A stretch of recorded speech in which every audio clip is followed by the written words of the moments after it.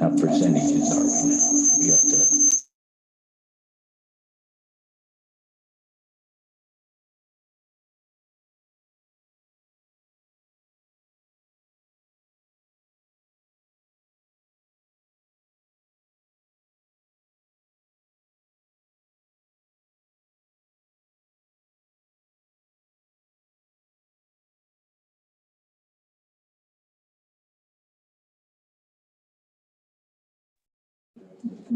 Vern, did you send us an assigned one deal?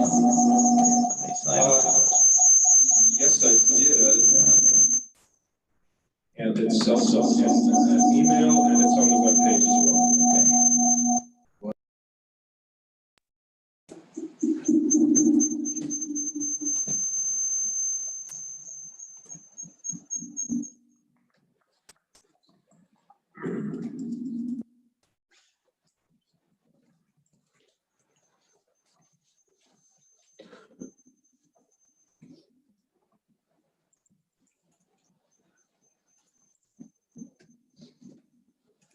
Okay.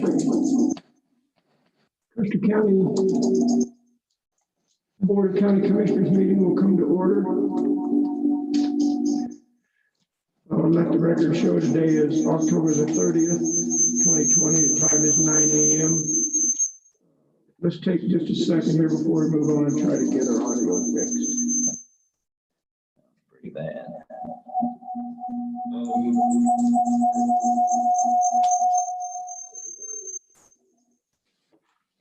Where's that coming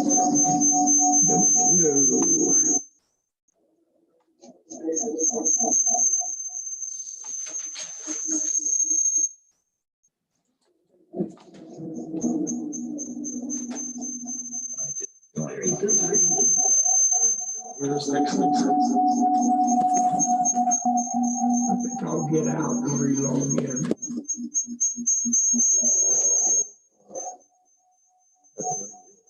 So, I think my audio's off.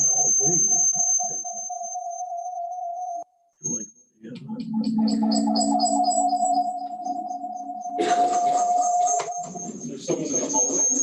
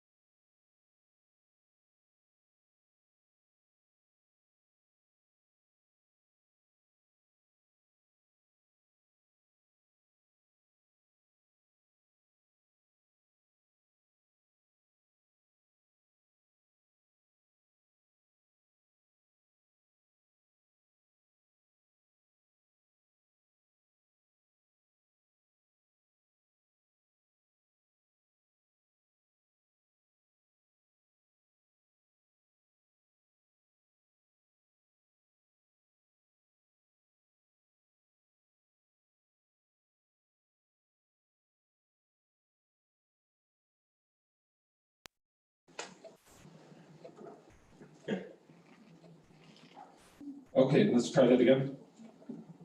Okay, we have called the meeting to order at 9 o'clock. We had some audio difficulties this morning, so bear with us if you've joined in via the Zoom. We did call the meeting to order at 9 o'clock, and then we had some echo and feedback issues, so we're trying to get that taken care of. So with that, Commissioner Prince, would you mind leading us in the Pledge of Allegiance? My pleasure. Thank you, Commissioner. I pledge allegiance to the flag of the United States of America and to the republic for which it stands, one nation under God, indivisible, with liberty and justice for all. Thank you, sir. Thank you.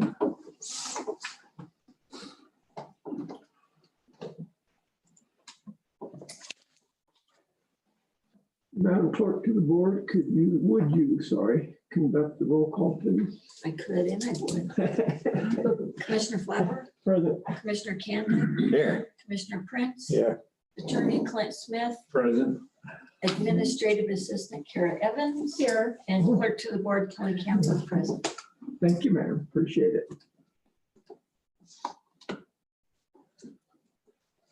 Any amendments to the agenda?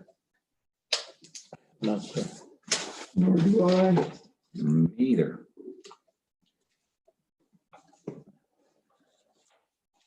Approval of the minutes. I'll move that we approve the August 28th minutes as submitted. I'll second it. Been moved and seconded to approve the August 28th minutes. Discussion?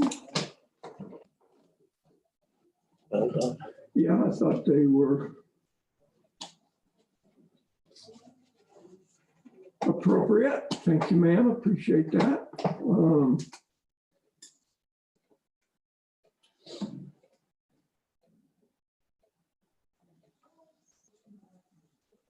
I'm just gonna-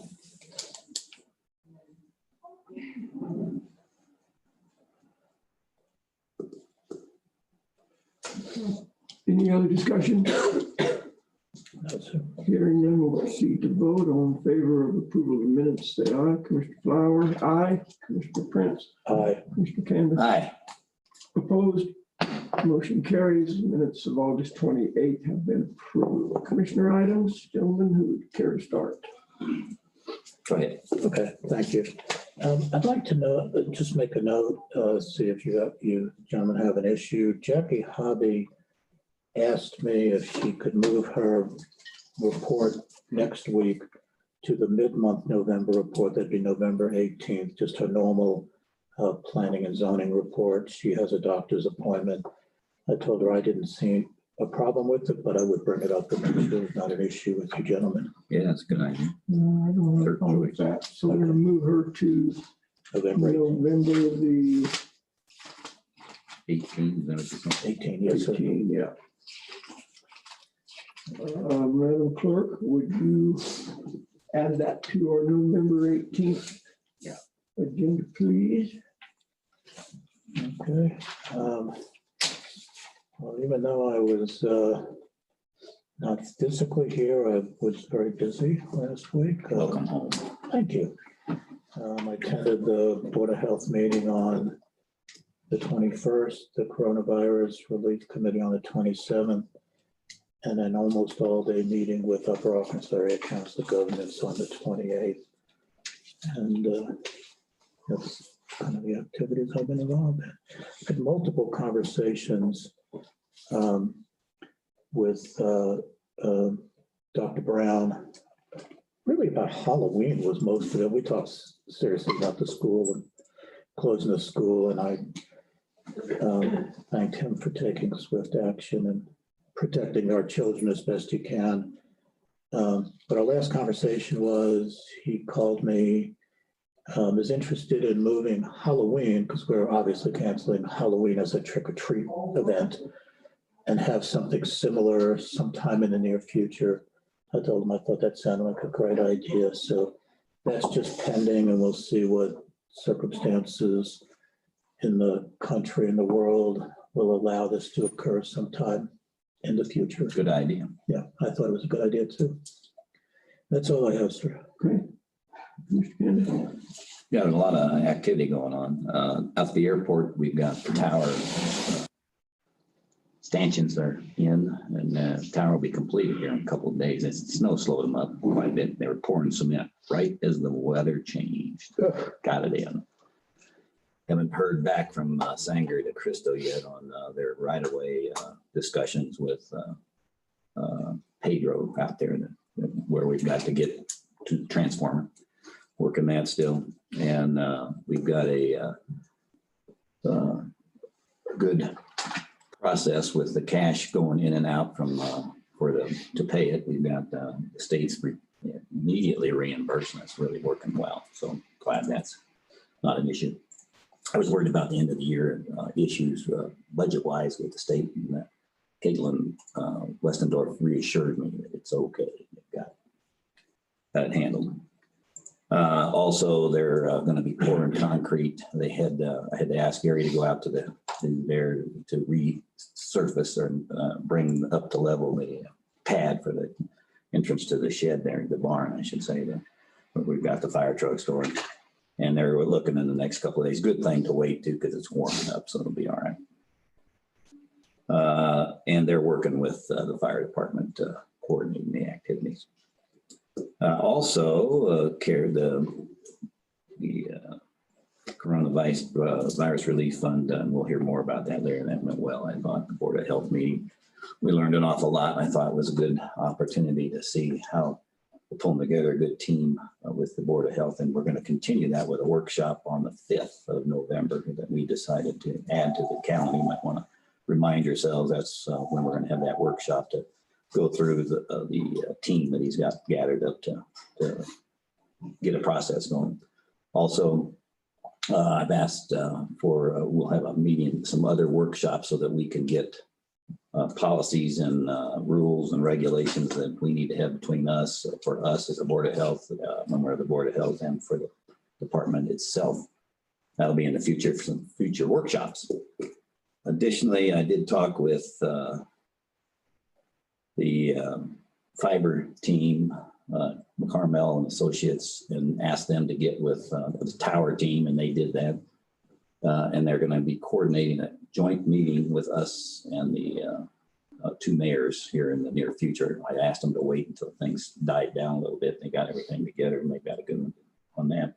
I did miss the tower discussion. I did catch up with Evan, can't remember his last name.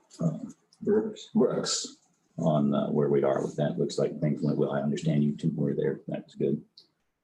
And that's about all I have right now. Okay. I spoke with Gary Hyde, the 2 employees and our water truck that went to Grand County came home Sunday. Yeah. Some discussion about how we handle paying those employees. And I mentioned that to Gary. I don't know. I just don't know how that happens, whether they're going to get paid to be on our payroll while they're gone and get paid for being on the fire incident, or do they get paid for the fire incident and they do not get paid while they're not here working. So I brought that up to him. I don't think there's been any resolution about that, but From what I know about that, that he's going to work with Adrian Washington, who's trying to work the issues between when people work on an emergency and how they get reimbursed by the state. And from what I understand, they get paid as that without us paying them after the fact. We won't be double dipping, in other words. That's the issue. But we'll see how that goes. Good point. yeah, that is the issue as it turns out. So, I guess we'll have to have a conversation with Don and Hobby about that as well. But yeah. And then my calendar, Board of Health meeting on the 21st. On the 22nd, I attended the Extension Fire Mitigation meeting with H&H Forestry out of Levita. Also attended the CVRF Peer Exchange Zoom meeting on the 22nd. 27th was Coronavirus Relief Fund meeting. And then the 28th, I attend the broadband tower project Zoom meeting. So that concludes my report. Anything else? Not for me, sir. Okay. None here right now. Strategic plan report. We did pay her last month. I know that. I saw that on the vouchers. So other than that, I don't have anything there. None here either. Coronavirus relief fund report. Anything, gentlemen, you want to contribute? Well, I don't know if you're going to give the numbers, but I think we have committed roughly more than half, close to 2/3 of the money, which I think is wonderful. We were notified that a reserve fund that was potentially going to be available if we expended all of our money is probably not going to be available. So we're going to have to live within our means, which I think is good. I feel we've helped a lot of entities, and I urge anybody, even just regular households, to take advantage of this program if you have funds, if you expended funds for Corona, to please come forward and ask for reimbursement. This is not a handout. This is a reimbursement from the federal government to the state, to the county, and that's our job, is to help give it out. So please come and ask for money. That's what we're here for. Good. On our meeting on the 27th, we approved about an additional $90,000 worth of expenditures. So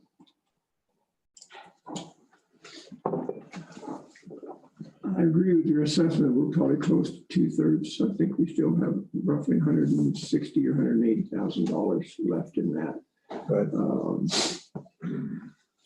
Yeah, I never did truly understand that they were going to enforce this October 20th deadline on Yeah, I didn't need that.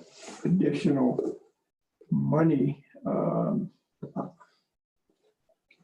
little frustrated about that. Why would a normal thinking person believe that they're going to have to get into the extra pot of money before they've expended their existing pot? It just I don't know how they didn't make any sense to me. branded it, actually. Kind of weird. Attorney items?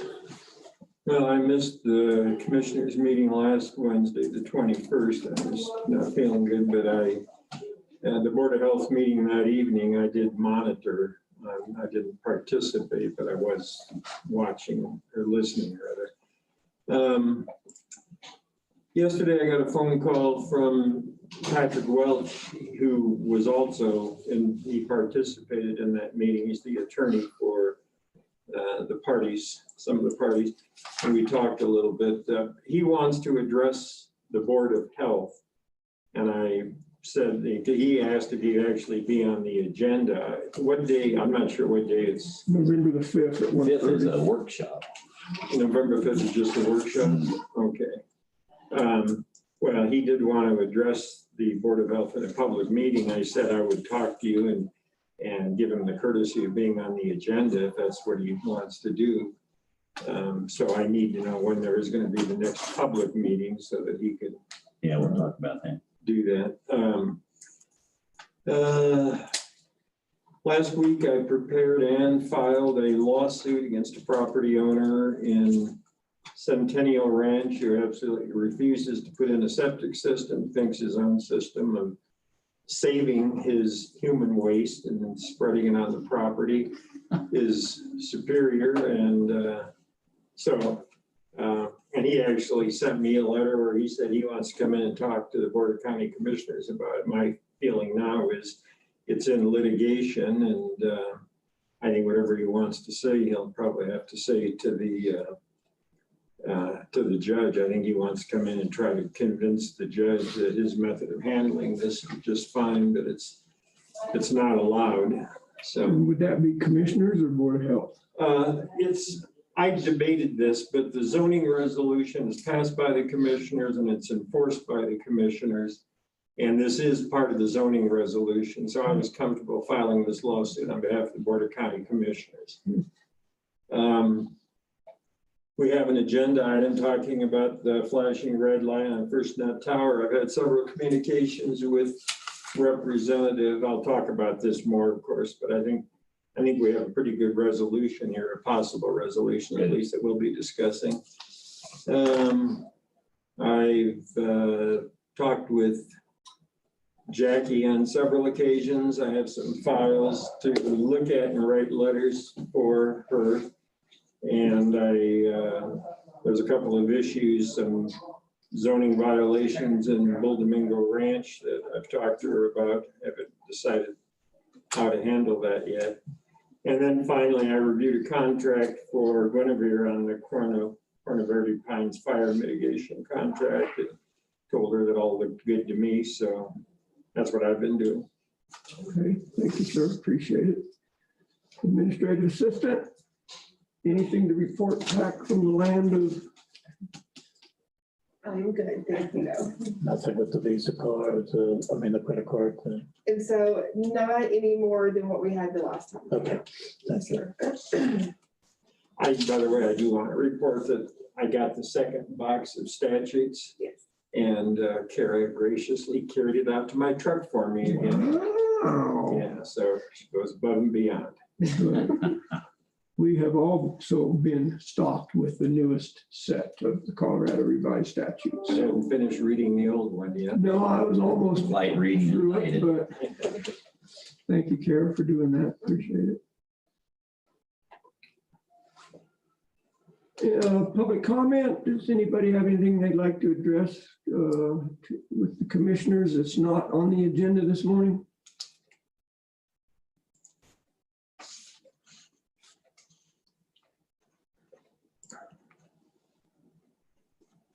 Hearing none, we will move on. Unfinished business, gentlemen. I have none, sir. I know of. New business will also allow public comment on any action items here. We will start this morning with the vouchers.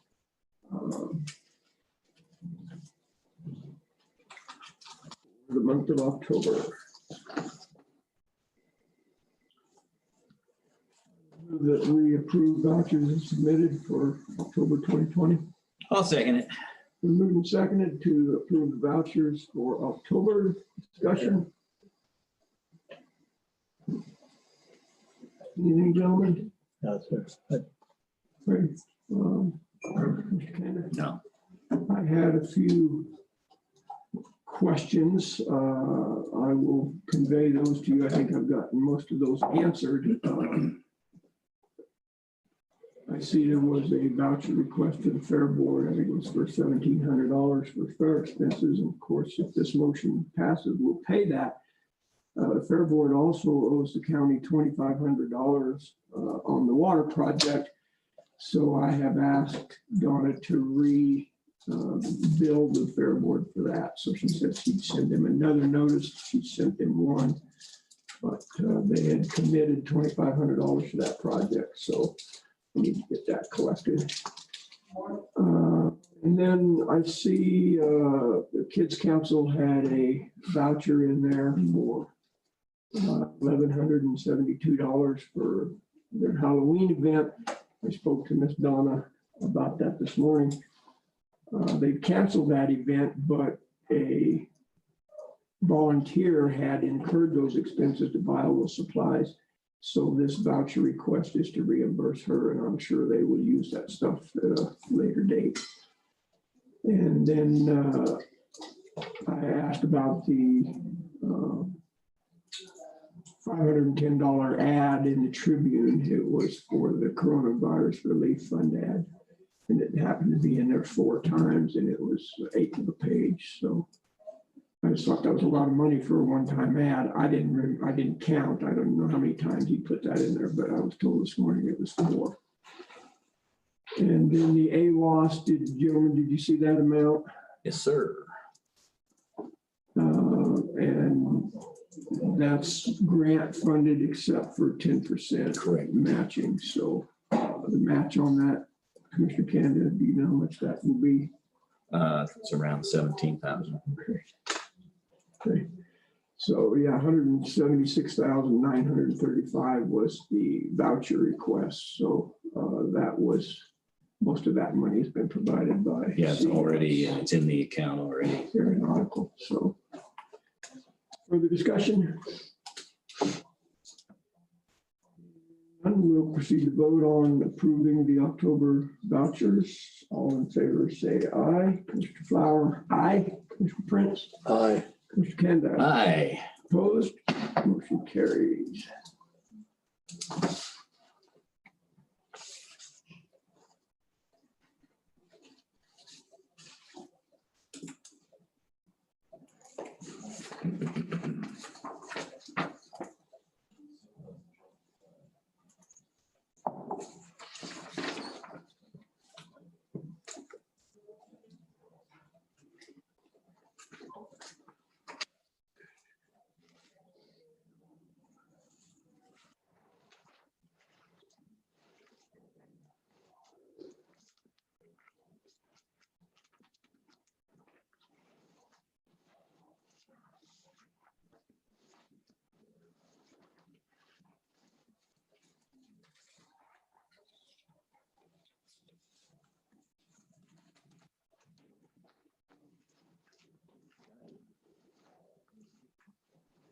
Okay, while we're signing those, we will move on.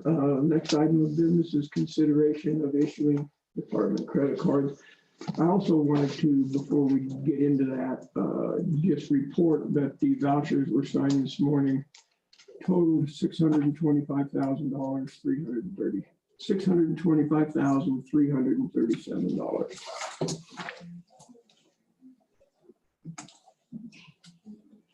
Okay, consideration of issuing department credit cards. We're moving forward with that. We have a copy of the purchasing policy, I believe, in our packet. Or at least I don't. looked it up and put a copy in mine. I'm not sure we got that officially in our packets, so. Is that the same thing we got? It's what we, I think it is. Is it the same? No, are you talking about the one from Donna? Yeah. Yeah. Maybe it's different. Yeah. So Let's see if I can. looked through that. There was a couple changes that I think we're gonna have to consider if we move forward with that. Let's see. I believe that was on page 11. I talked to Don about that, and I think that statement number 2 should read, credit card statements will be received by the individual department and vouchered through the county finance office for payment. So that means that each department is going to have their own bill, I'm assuming. Ms. Kara, I think that's a question we need to pursue. Yeah, so that's what, because I tried and just didn't get an answer yesterday, so I will Yeah. continue. So unless the county gets one bill and then we have to distribute that out to each department, which kind of could be a mess. I just think it'd be a lot cleaner if every department got their own credit card bill. They submitted those vouchers to Donna and we paid them. I guess it's going to be up to the credit card company. We also had a discussion day before yesterday about how we're going to actually issue these cards. Are they going to be issued by department, by the names of the people in the department that would most likely obviously use those? There's been a couple of departments that have asked for extra credit cards that they can give to their employees. I thought the requirement was they had to have a name on it. No, they don't. They can have, but it's not a requirement. It's not. So Individual name. I think, Kara, jump in here if I go off the rails, but I think the general consensus was that most departments wanted names on their credit cards and in addition, a department card without a name. Correct. Correct. Well, yes, a few departments wanted it that way, Right, correct, yes. right. And so I just, personally, I think if we can get the credit cards issued to the individual departments and bill to those departments, I think it'd be a lot cleaner, but I don't know how that's gonna work. Kelly, you got a feel for that? I just want to put or let you know that on my card, I've got my name and the tax exempt number, because a lot of places I use it want my name on it and want that tax exempt Right. number. Yeah, and that's what I found when I used county credit card, especially for hotel reservations. Yes, because my first card said Custer County Clerk and they didn't like that. They wanted some, they actually want all three things on there, but it won't fit with all three. Right. So what do we need to do to, for the motion? We need to, we're really voting to have a county credit card process, and we've got to go through the process of figuring out the mechanics of it. We don't, so that, we don't want to get the motion so involved that we're gonna over detail it here. That's your job, guys, to do that. So I think we ought to have a motion to, and I'll move to accept or to put in place a new process to put county credit card program together for the departments in Custer County. Okay, I thought we had Did we? already voted to do that. We're just in the works of doing No, it it. just Maybe says I'm- consideration here. So I Right, don't and know. I put consideration on there in case we had all this information and actually voted to implement the program with. That's what I'm trying to do. I want to implement a program and let them finish. Yeah, I was thinking that last time it was just a discussion. That's right. I don't think we ever had a motion So let's, to actually do it. so I'd like to move to implement a credit card program for the county. And then we had the discussion on how to I'm gonna second it so that we can Discuss discuss it. If that's. modify it. Waste time. Do we want to add the name of the bank or not? Well, we have a motion second, right? We in discussion? Yeah, that's your motion. Yeah, it's a motion. Let's just discuss it. We can modify it if we have to. Okay. Well, my feeling is we're really in its infancy. I think Kara did an excellent job in finding the alternatives. I would suggest that what we do is we ask, and I'm supposing it's finance, but maybe Kara could help with this, actually come up with a policy that will come back to the BOCC. And in that policy would say the name of the bank, the policy that the credit cards will go to the departments, that there'll be a credit card for the department and one for the individuals, and that kind of thing. I let it come back to us, and rather than us nitpick it, I think That's right. we should be just approving what comes The to fact us that as a we want a proposal. credit card program, and we'll Yes, come back with a proposal on how to handle that. right, but I'm not sure we should be the ones who are putting the program together. I think the departments that are going to use them ought to come up with. That was the intent of mine. Yeah, I understand. I'm just You're just reiterating, reading, okay. Good. because I. So currently, we do have a policy concerning credit cards. So if we want to change that or add to that, I don't think we need to write a whole new policy. Do we, Then amend the policy that we have to include the new directions that we'd like to take with that policy. if we already have a program that says county has credit card programs, and what we're doing is putting details to how we're gonna do it.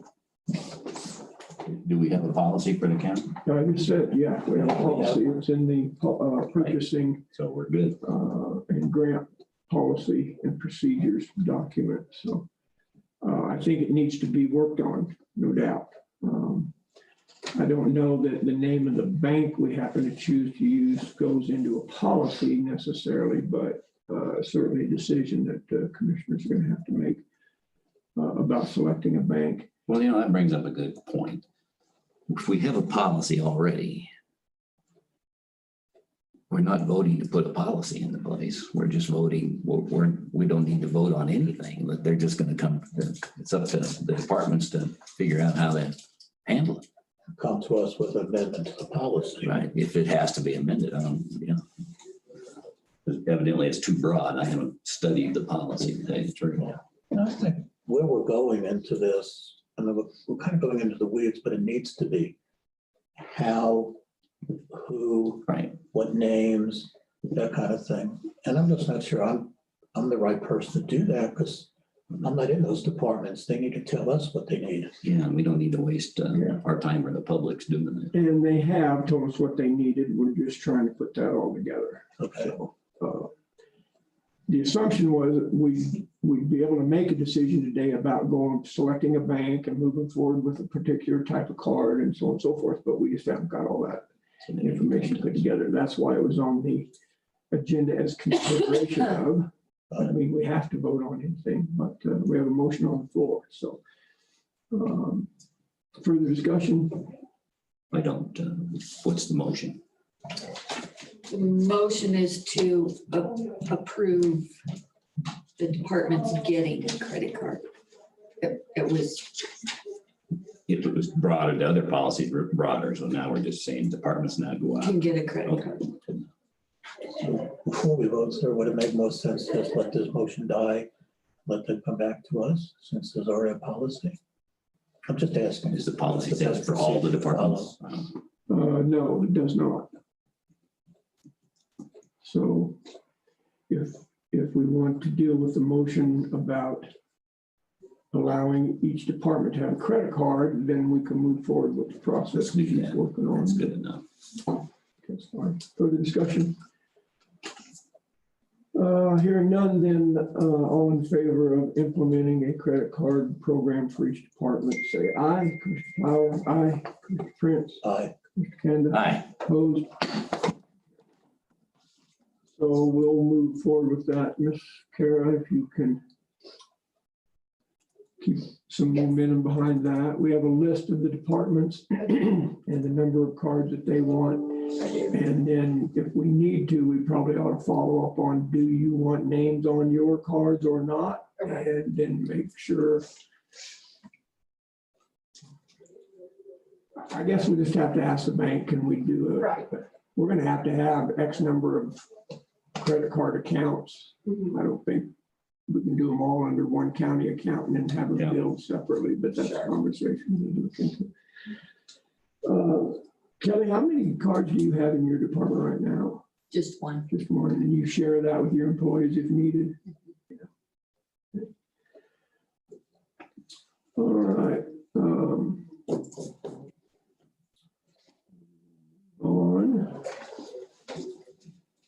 Consideration of funding for the Wet Mountain Valley Rotary Community Services Incorporated is our next request.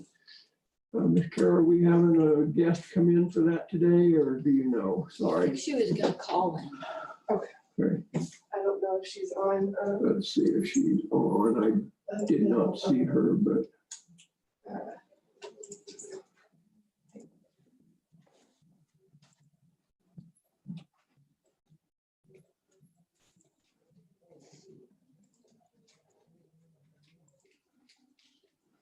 While we're waiting, can I make a comment? go ahead, sir. Okay, thank you, sir. First of all, I think the Wet Mountain Rotary Van Service is an absolutely invaluable service to the community. We don't have taxi service or Uber and that type of thing, so this is the organization that takes people without cars or can't drive down the hospital. So it's a wonderful, wonderful program. But my question is going to be, I wonder why this has not come in during the budgetary process. Why are we looking at this after we've looked at all the other requests? I thought we did discuss it and Why is this here and we again? didn't decide to do something on that. Originally, it was scheduled to be considered under Conservation Trust Fund, but Well, I knew they don't qualify that for was that. pulled because they did not qualify. It looks like she is on the call, WMVRC, Oh, I'm assuming is Wet Yeah, Mountain right. Valley Rotary yeah, Club. that would be WMB. We And unmuted. nobody was here to discuss it, so that's, I don't know. I'll have to go look at my. So that's why it never made it on the agenda. Well, I knew it didn't qualify under the Conservation Trust So we're Fund, asking her to unmute right now. but I would have preferred to have seen this as either Shelley, do you want to talk? It wasn't the assuming last it'll be year, her, it was yes. before it It was. should be. I don't know. I don't. What are you doing, mister? Hello. Good morning. Is this Good morning. Shelley? I'm sorry. Okay, You're here now. how are you? Good. Thank you. How are you all? Good. I'm assuming this is Shelley Pinkoff. This is Shelley Penkoff. All right. Well, thanks for joining us this morning. So, yeah, we were just discussing the request for funding for the Rotary Community Service. I guess it would be fair to just call it the van, right? Or Yeah, we just call it the Rotary Van Service. It's just easier. right. Okay. Commissioner Prince had asked why this wasn't a request during the budget hearings. And I was in the process of explaining that it was originally on the Conservation Trust Fund, but then you withdrew that request because you realized it was not an eligible expense. Is that correct? That is correct. Okay. And so today your request is for the commissioners to provide some funding for your van service. Yes, and I did date a letter in August. I thought that was in plenty of time to get on any kind of in your budget hearings, but I never heard back from anyone. Okay. Who'd you send it to?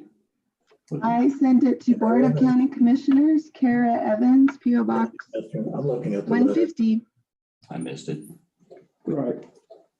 Yeah, and we did not have a budget line specifically for the Rotary van service. That's why it never really showed up in the budget hearing specifically. Well, and I think we're still in your system. I got an email for the conservation again.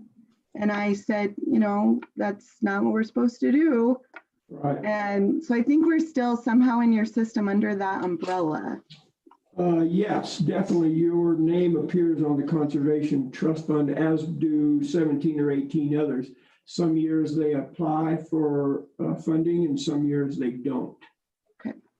So if the Rotary Club wanted to apply for Conservation Trust Fund dollars for something other than the Rotary van project, then certainly that would be something that the commissioners would consider during the budget hearings.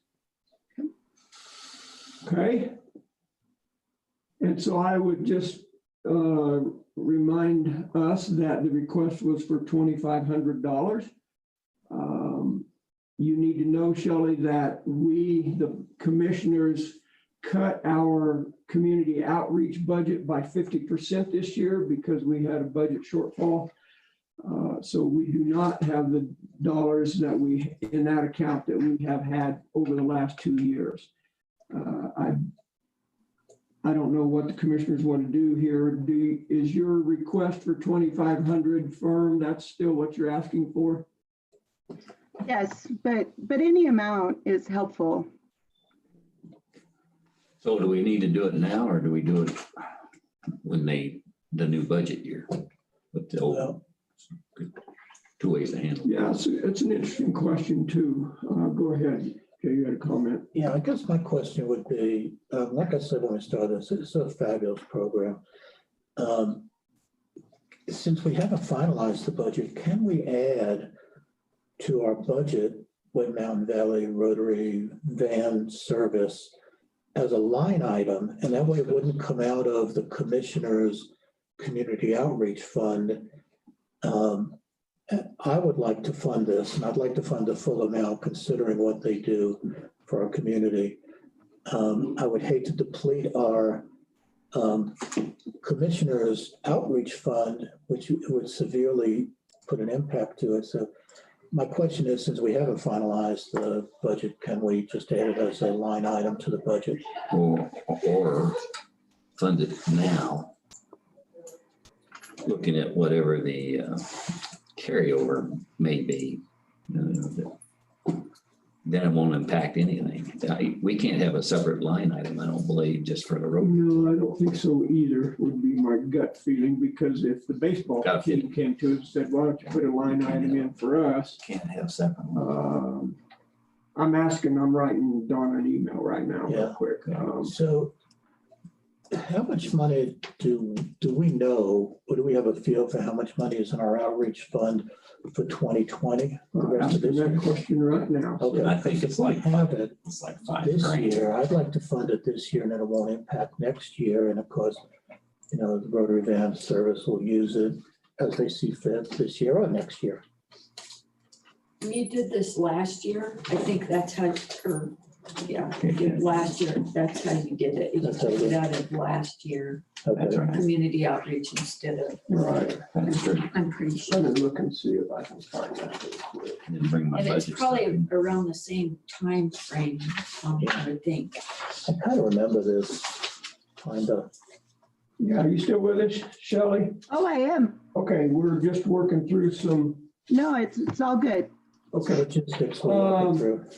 So, yeah, my opinion, my feeling here is that whatever we do, if we fund this, I think it would be maybe wise to fund it out of 2020 budget. Right. Because we took a severe cut on our community outreach budget for last year.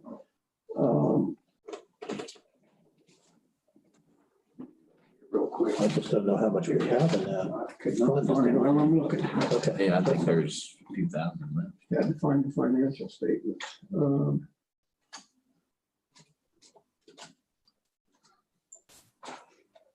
I think there's, I can't say I should have brought my book in. My brain, because I didn't know what talk about budget today. Not in here. Although I should have looked at this. I mean, I did look at it. And I should have thought.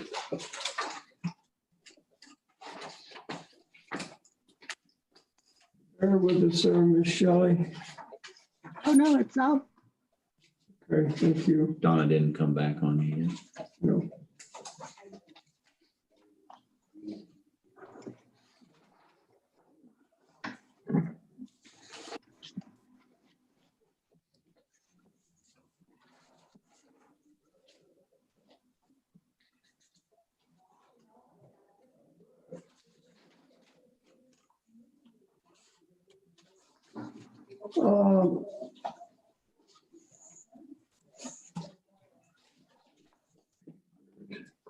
Want to find something in a hurry, you know? Maybe Carrie, you could call Donna and see if she could. Yeah, you could ask her, probably be a little more efficient. And I'm sorry, I'll Give her a ring, call her. On the middle of this conversation. Yeah, can you call Donna and ask her what the working balance of the community outreach fund is? Okay. Last year you did it November 27th. It was 2,500 Do you know the working balance of the I remember that. other community outreach. Right. That's what. And you did it out of 19. If we have the money, let's try that again. I cannot lay my eye on it. I think there's enough balance. We can just approve doing it. There'll be, there's enough Okay. other funds that haven't spent it. Donna's, at least that's my last conversation. She's looking it up right Okay. now. Okay. thank you so much for considering us. We really do appreciate your funding. Yeah. Yeah. Well, I think the commissioners support what you guys are doing. It comes down to affordability and then internally, where does that money come from? Then that's kind of what we're trying to get a grasp on this morning. And I apologize, I should have had this information before today.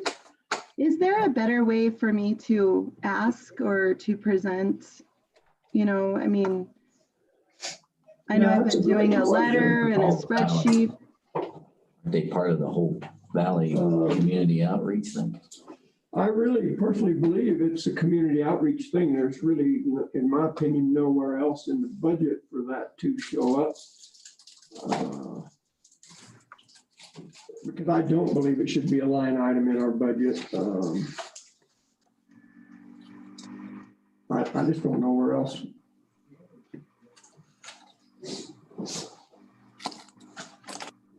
I think your process is fine. Shelley, just continue to make that request to the commissioners through the administrative assistant. You asked for it plenty of time. You asked for it on August 27th. That is not That is perfectly Yeah, reasonable. no issues there.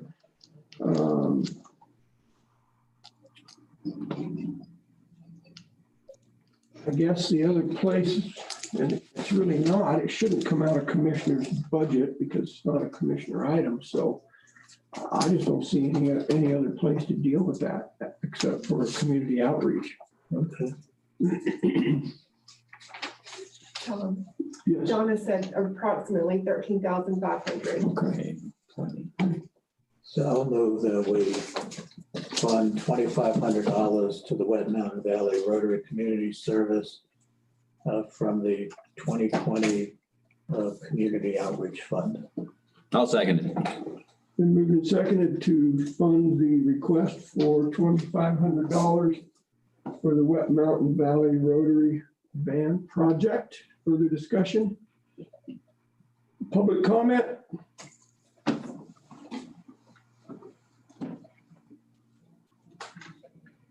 And that motion included that the money would be expended out of the 2020 community outreach. It's just a normal That was request for our budget. part of my motion. Yes, that's what I'm saying. That was part of the motion. I didn't restate it No problem. correctly. So any further discussion? Hearing none, we'll proceed to vote. All in favor, say aye. Commissioner Flower, aye. Commissioner Prince, Aye. Mr. Kanda, Aye. opposed? Motion carries. $2,500 will be coming your way. Shelley. Well, thank you so much. You're We sure welcome. do appreciate it. Thanks for what you do. You're welcome. Yeah, so I assume Miss Kara will voucher that for use based on the information in your letter dated Yes, all August correct. 27. 27th, October 27th. August 27th. August. Yeah. And that will go through the November voucher system. Does that work? Shelley, you still on or no? I am. Thank you. Thank you. Yeah. Yes, that will work great. Okay. No, it's All right. perfect. To the end of next month. Thank you for joining us this morning. Appreciate it. Thank you. You're welcome. Okay. Consideration of the Corona Verde Pines Fire Mitigation Contract is next on the agenda. That is a contract between the county and H&H Forestry. Pull up my copy of that real quick. 25,514.13.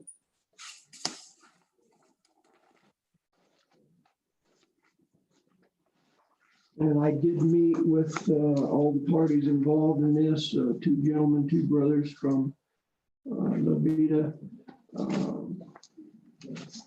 Very anxious to get started on this project and believe they can have it finished before the end of the year, barring any substantial weather events. And so, All right, I move we accept this contract as written for the hazardous forest fuel modifications and forest stand improvement within Corona Verde project. I'll second the motion. Been moved and seconded to approve and sign the fire mitigation project with Corona Verde with H&H. Further discussion? Now we discuss. Yes, I just want to verify this is a pass-through fund and not coming out of the taxpayer Correct. dollars. Yeah. I just want to make that public Okay. statement. Yeah. Yeah, this is through the grant.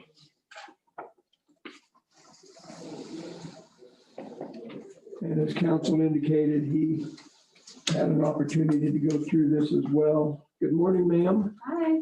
We're in discussion of the fire mitigation grant application, or the application with H&H, so your timing is perfect. You can sit right there if you want, or you can come up. I'll come up. Okay. It's like every week I see you guys. This has been awesome. We're just so lucky. Or not, I don't know. Uh, I thought you said she was so lucky. We are so lucky to get to see such a happy face all the time. So we have, or do you have these? I have the originals. Okay. Yep. We have copies Okay. with the signatures on them, but you have the original. Yeah. Okay, so we're good.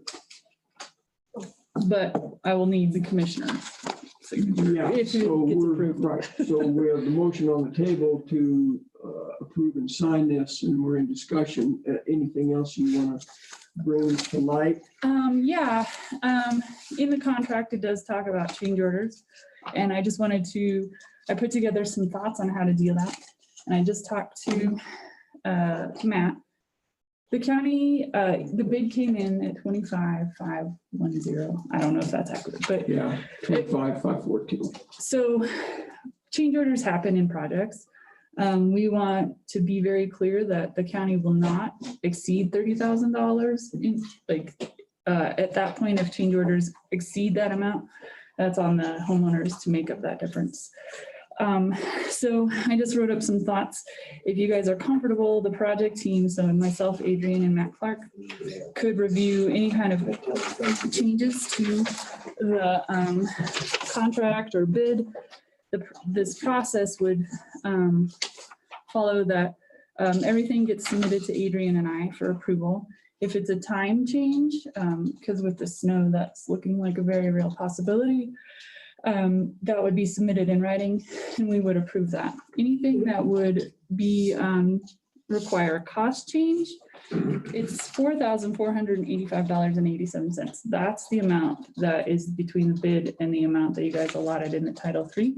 Right. If you guys feel comfortable with our project team just being able to see if a change order comes in to increase the cost, to approve that and report to you at the next staff meeting or whatever. I just thought staff meeting, I'm here anyway, to report that to you. But this is to allow the process and the project to be streamlined with the understanding that the commission is not expected to exceed payment of $30,000 in any way, shape, or form. So. That's okay by me. I think let's handle the change order thing here by consent. If that's all right. I don't think we need to amend that main motion. Yeah, I think that's reasonable. I mean, you know what the ceiling is going to be anyway. If it goes over that, obviously you will reject that and send it back to the property owner. So, and I just think that's a reasonable way to approach this. I try to anticipate as much as possible. Yeah, we're all right with that, gentlemen. Okay, so by consent, we'll agree to your change order process that you have in place. Great. What page was the change orders addressed to the contract? I was trying to find it real It's quick. in the general conditions, so it's not in the body of the contract. Okay. Process issue anyway.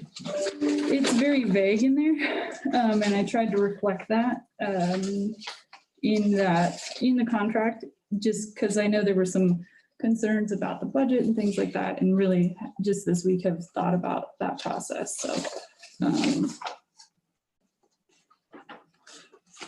Yeah, and I gathered from our meeting, one of the landowners marked his trees take and the rest of them marked them leave, and we're all good with that. We're not gonna get messed up and end up taking this guy's trees out that he marked as leave, and we thought they were take. Those guys understand that. It sounded to me like it.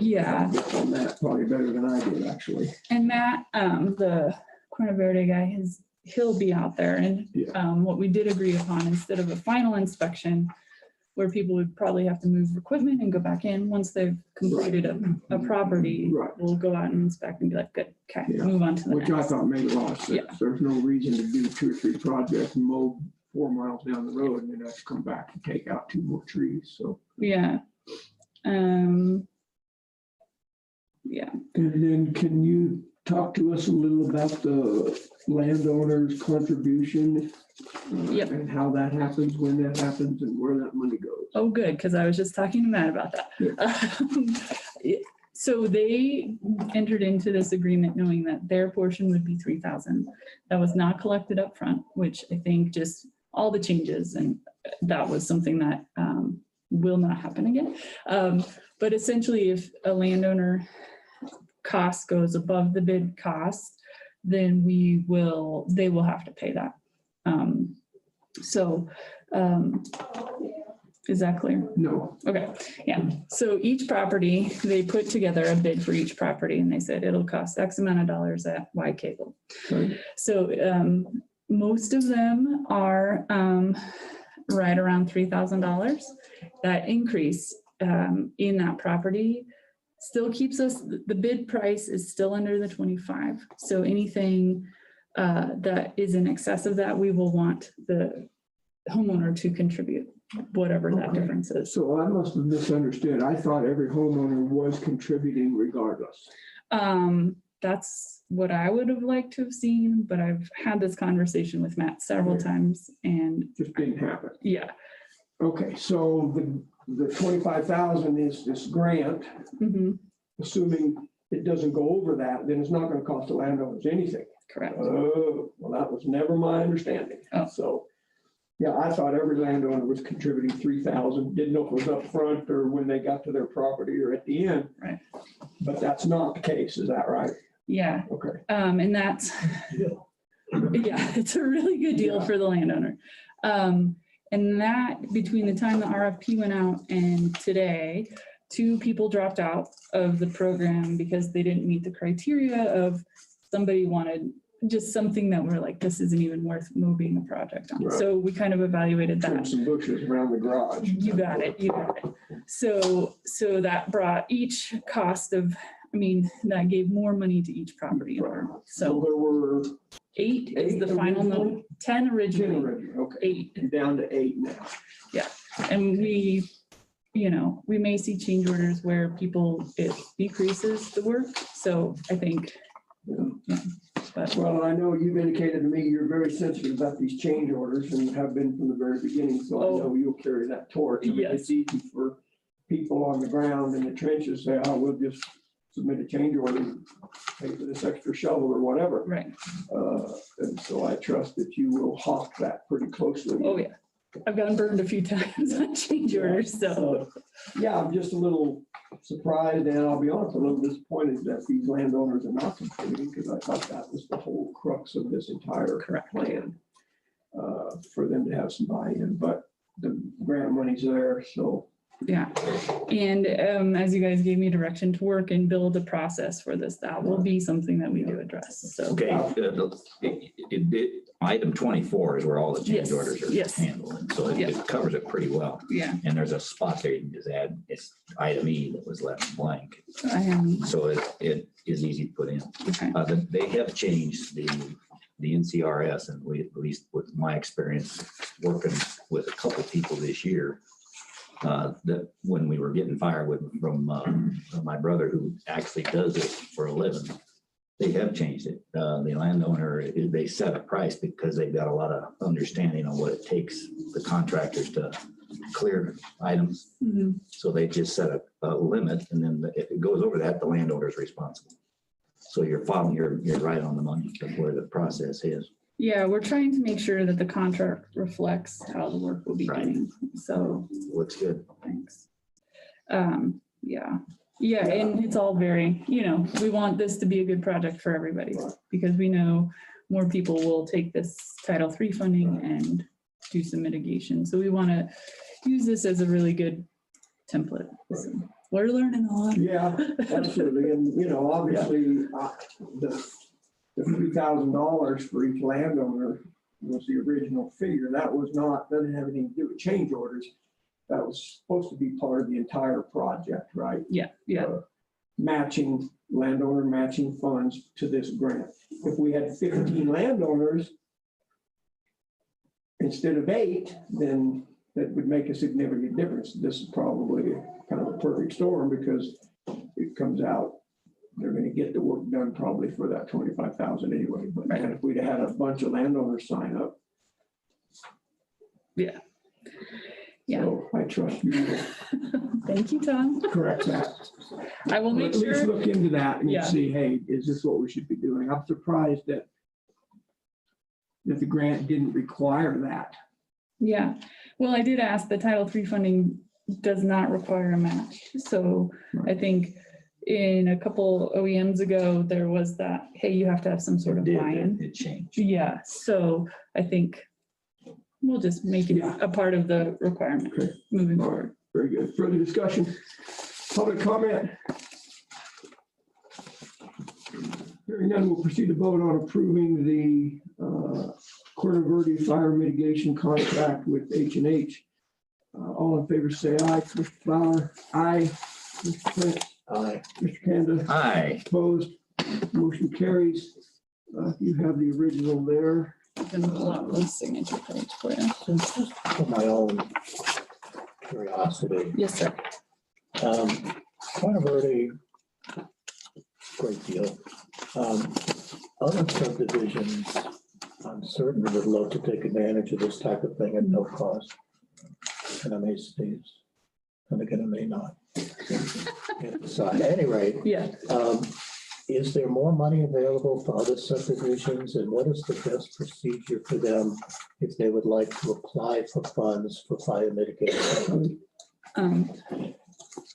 So I think the process is that they do, the Title III funding most of the subdivisions don't have a community wildfire protection plan. That is something that I think is, I'd have to look at the language again, required. You can't implement a project that doesn't have a wildfire protection Is plan. that something Adrian could assist the homeowners association in preparing one? I think so. As I looked at Cuerna Verdes, and the county has one, and then there's one along the Sangres. Cindy's name was on a bunch of them, so I just made the assumption that that was something. That's where it comes from. Yeah. Oh, yeah. And then, Cuerna Verdes is pretty awesome, but Matt's an ex-forester, so he was like all over that. So it just depends on who's interested in it. But I do think that would be really smart for all the subdivisions to complete that. I would recommend that you and maybe Adrian try and get the word out to the subdivisions that fire mitigation is, prophylaxis. It's something that needs to be done, and there's money potentially available for that. Get on board and get the program going. Yeah, I agree. And I think I'm just a little confused about when Title III funding comes out, so I don't know. Yeah, as we all are. Okay, good. It's not just me.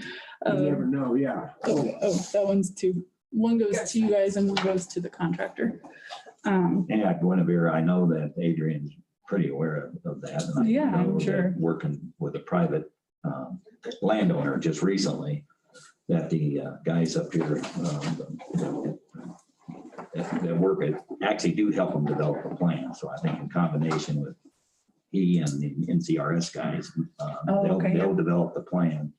And they work with, in this case, the subdivisions, to build that plan. But you got to have a plan in order to get the money. Yeah, I think it's important for the subdivision to know this is even available. That's true. Because they may be sitting there just not knowing. right. So Because it would be really great for all the everybody, HOAs the to whole be county. wildfire mitigated, right? And as Guinevere mentioned, they have to have a CW Right. PP plan to qualify for this kind of stuff, so. Clint's name sounds a lot like mine. So. Oh, yeah. We would love to get him to Tanglewood and do this same thing. They really need it. Yeah. They're jammed. Okay, so that could be part of what we work on to disseminate information. Good. Well, thanks for doing this. I love this stuff, so thank you for letting me. Sorry, I take a few Do minutes. you need this copy for your files, Carol? I will give the copy for. It won't be signed, but That's okay, yeah, or I can make a copy of Kelly's, but. Do you guys know when you'll have like here we're having the Title III? Because doesn't the community, you guys have to put it in the paper, Right. the community comes and says, I want X amount of dollars. Do you guys know when that happens? typically that's been in the spring, early summer. June, July, if I remember. Depends on when we're notified. Okay, so that, you guys don't just have We an don't really annual have a meeting, you control get of like that, no. triggered. Okay, cool. Commission will be notified. Cool. I can't keep this mask on. Okay, awesome. Great. Cool. Well, thank you guys. Thank you, appreciate it. Yeah, Very much. So one of those is for contractor and the other is for Us. Kelly. Yeah. Okay. Cool. Thank you, Thank you, gentlemen. ma'am. Thanks, Yeah. Tyler. Yeah, have a good day. I'll bring that up to you. Okay, you want this other piece? You keep all the pieces. Oh, yeah. Otherwise. Yeah, that would be. There'd be a partial Yeah. contract if somebody filed. Thank you, ma'am. Yeah, thank you. Okay, moving on, discussion of the light on the first net tower. Commissioner Councilor Smith, you have the floor, sir. Thank you. I first brought this to your attention as president of Dark Skies because I was getting complaints from people about that flashing red light that was going all night long. And after I looked into it, I eventually contacted Tillman Infrastructure. That's the company that manages the tower now. And they installed the light. They said it was installed at the request of the sheriff's department. Sheriff said, no, he didn't request it. They even had a name, Deputy Janetta, who works there, but she would not have had any authority to do that. But it doesn't matter. I've been communicating by email with Brian Quinn, Vice President of Operations. He's reiterated several times, they want to be good neighbors and do whatever is necessary to get this taken care of. I really want to commend Jonathan Wiley from Custer County Search and Rescue because he took it upon himself. He can't be on this meeting right now, but he called Kara a little bit earlier. And he talked to all the players and found out that they use night vision goggles and use infrared lighting. So there isn't any reason to have that bright flashing light. I talked to Brian Quinn about this and if they could put infrared on the tower, and he said it's already there. And when they put this flashing light on, there's already infrared capability. And I asked, he was going to check to see if they could remove the flashing light. I don't even think they need to do that. If they could just decommission it or put a shroud over it, spray black paint on it if necessary. I think it'd be a simple fix. But he's going to be very cooperative about this. And the tower is not subject to any FAA regulations because of the height. It has to be at least 200 feet, and it's not. Brian Quinn from Tillman did request that we put something in writing that we would absolve them of any liability if the flashing red light was decommissioned. And I would request permission from the Board of County Commissioners to send him a letter, put it in writing that because of our contract that we have on this there's insurance that's provided and everything already, and that we would not hold Tillman personally responsible if they did either take down the red light or turn it off somehow.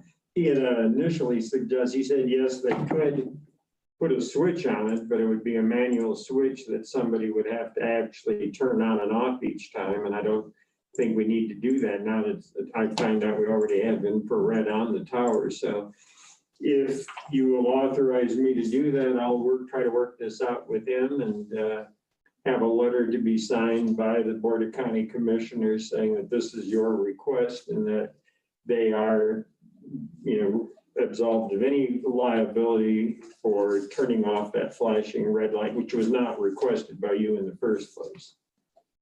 Sounds like a plan. We need to have a motion for We that. do. Also move. Authorize our attorney to write a letter to him. Reflect. Been moved and seconded to authorize the attorney to write a letter to Tillman Infrastructure, thank you, about decommissioning the red light on the first net tower. Discussion, go ahead, sir. Just because I don't fully understand, if it's the infrared light only, obviously that's not a bright flashing light, but is that something that can be seen by Life Flight and other helicopters that may be coming to the clinic? Yeah, did you see the email that Jonathan Wiley sent?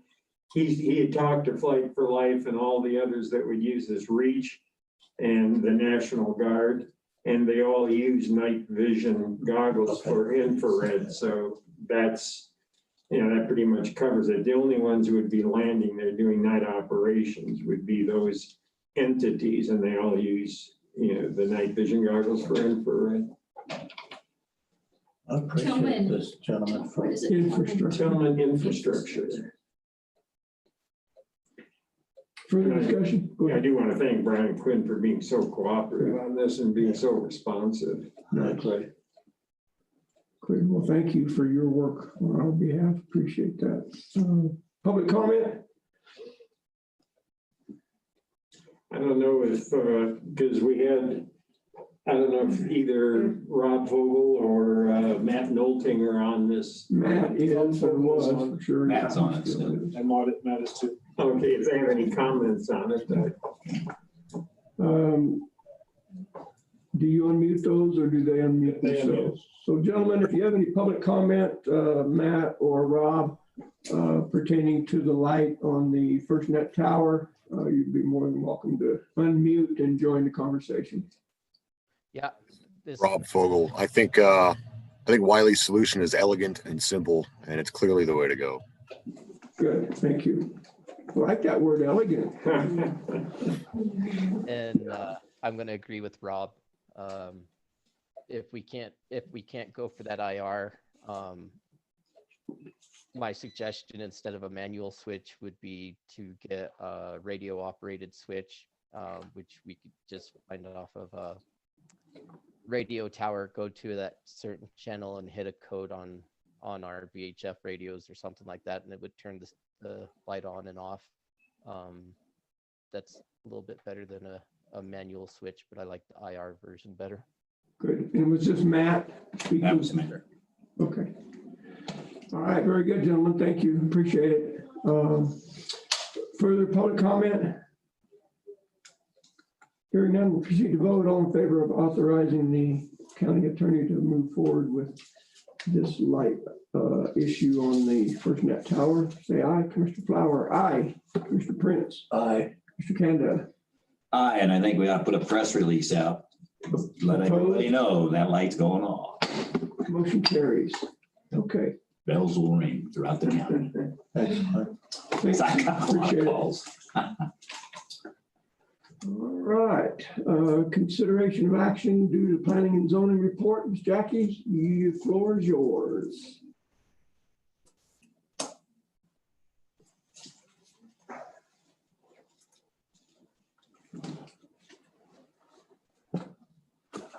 Unless you don't want to. Pull More around. comfortable in the back, it's fine.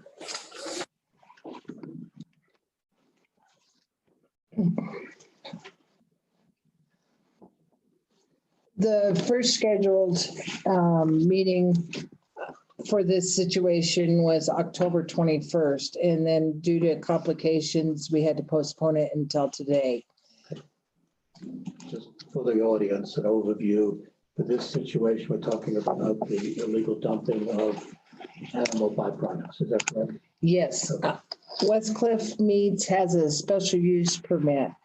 Along with the special use permit, you also go through the process, and the process has conditions on it. And one of the conditions is that Mr. Miller will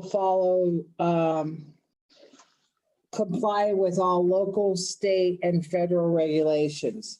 Well, the regulation that is not been followed is the dumping of the animal byproducts at not a legal dump site. Our landfill cannot take the offal or anything wet. Offal is the wet body parts, intestines and stuff out of an animal. Our landfill is not authorized to do that. There's a couple landfills. There's one in Fremont County and one in Pueblo County that are authorized by the state of Colorado to take this type of byproducts. When it was discovered that this had been going on, we did the investigation and stuff. So basically now we're to the SUP part of this.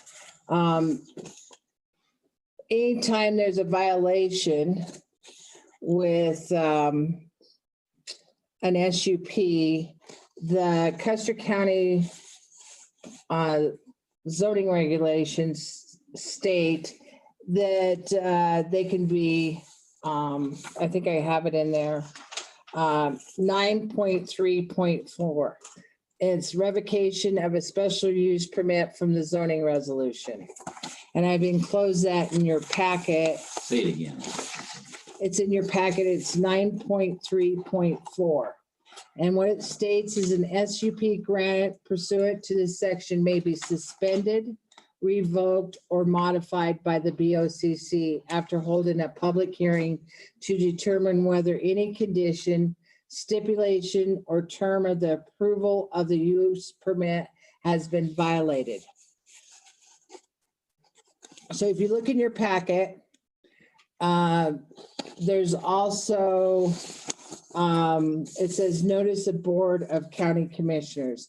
It's dated August 6, 2014, and it is the meat packing facilities conditions. They had 5 conditions. Number 3 of the conditions is the one that we are having issues with because of the illegal dumping is against the law. You have to go to an approved landfill. So I did do a recommendation of what I'd like to see happen to this SUP. And so what I'm asking for is that you would approve my recommendation for this SUP. Like that for the audience. Yeah, the recommendation is. Okay, so I'm going to read the recommendation. August 24th, 2020, I received an email from Troy Arnold, criminal investigator, Office of the Colorado Attorney General. It's enclosed in your packet. After receiving this, I contacted the property owners and investigated the complaint. During the investigation, it was discovered that a violation of file number 101-02-514 had occurred, and they are operating under a special use permit that was granted with conditions on August 5th, 2014. The violation that occurred was confirmed, and I spoke with file number 101-02-514 on August 24, 2020. Immediately, the owner of the special use permit said he would go to the site, he would go clean up the site at the expense of file number 101-02-514. The cleanup process began at a cost of $35,000. And that was, the property owners have not allowed anyone on the property. And at this time, I have not viewed the cleanup close. I have viewed it from an adjoining property. This is profoundly serious violation of a special use permit, and I do not take it lightly. I also believe that the special use permit owner has stepped up to the plate and did take responsibility of the cleanup. The special use permit holder employs 25 local people currently, and they are an asset to this community. And then I did the insert for you to see what I just read, the 9.3.4. After discussing this violation with the county attorney, it is my recommendation that the special use permit holder be asked to enter into a negotiated agreement with the BOCC wherein he be placed on probation.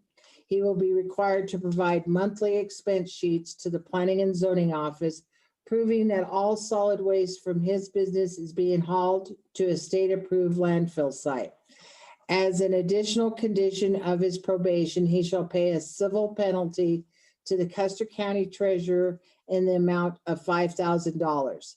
This civil penalty will be paid pursuant to Section 12.6 of the Custer County Zoning Resolution. The negotiated agreement would be in writing and will be signed by the chairman of the Board of County Commissioners, the county attorney, the planning and zoning director, and the SUP holder. Thank you for your consideration. Got a quick question before we discuss it. Up front, you had stated that he started a cleanup at the cost of $35,000. So that implies stuff was hauled out. Yes, sir. And then since then, the landowner has not allowed anybody to come back to clean it up. Is that true? The landowner's attorney has not allowed anyone on the site unless they get a warrant. Okay, and that $35,000 is accomplishment. A little bit of the cleanup.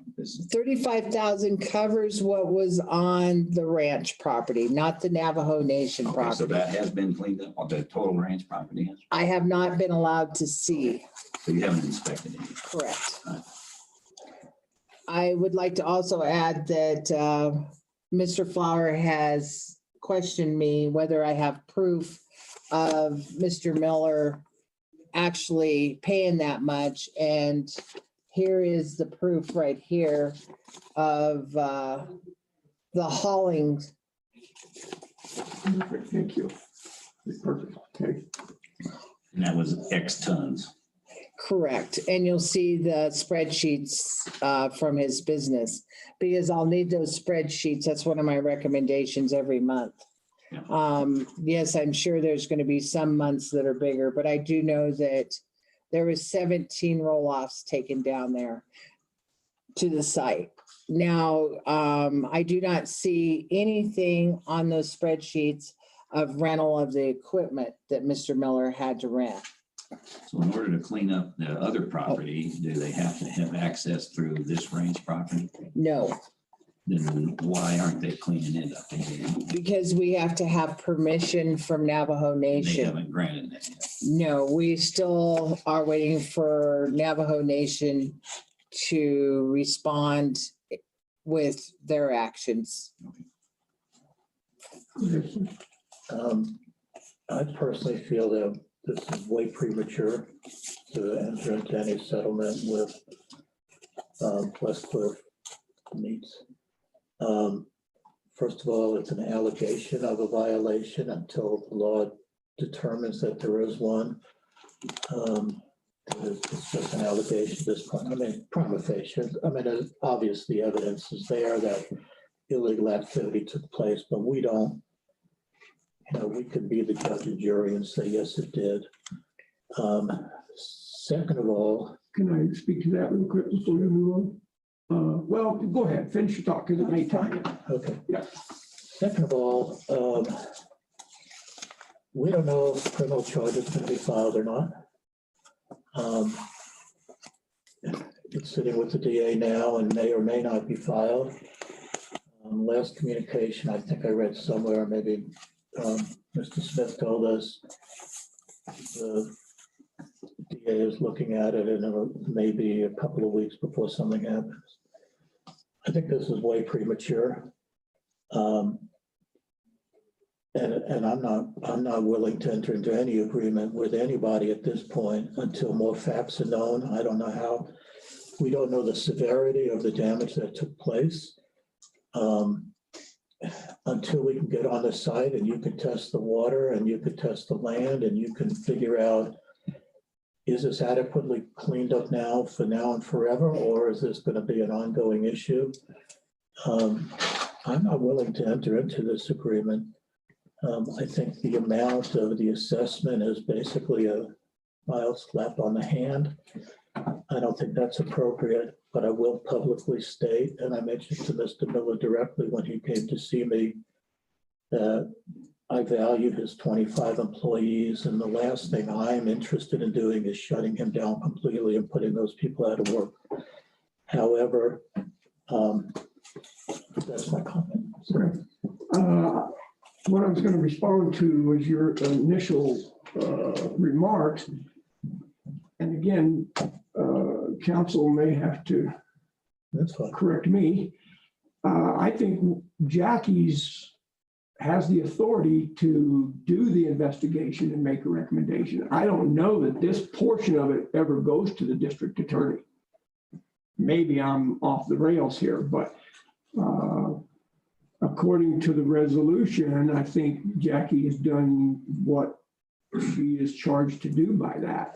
I don't know. Correct me or help me out. I don't believe the DA is going to get involved in the SUP portion of this whole Well, case. that's not where I am on this, but you see, it all hinges upon if there is a violation of the local, state, or federal law.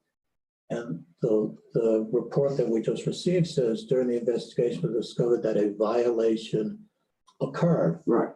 And while it's, I mean, it would take an idiot to say one did not occur. Am I willing to say that at this point, before a police investigation or some other investigation files charges, to say now it is a true violation, unless you're authorized to do that? If you're authorized to do that and you say it's a violation, I'm good with it and I'm not going to fight with it. I'd like to comment. And then, and if I could add one more thing in levity now, this is a joke, so please don't get upset with me. The third paragraph says the violation that occurred was confirmed and I spoke with file 10102-512. What did the file say? It was a joke. Go ahead, Bill. I'm sorry, I couldn't resist. Forgive me for kidding with you. Yeah. Go ahead. Well, I think she's doing her job.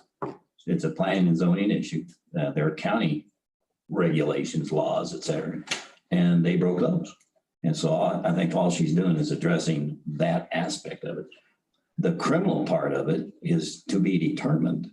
And then, that could be even more severe or not. And the other thing is, we don't know enough about it to understand how liable the meat packing company is and the landowner. I don't know how it happened one way or the other. I can't imagine anybody thinking that there must be some regulation that says I can't dump a bunch of crap on the ground.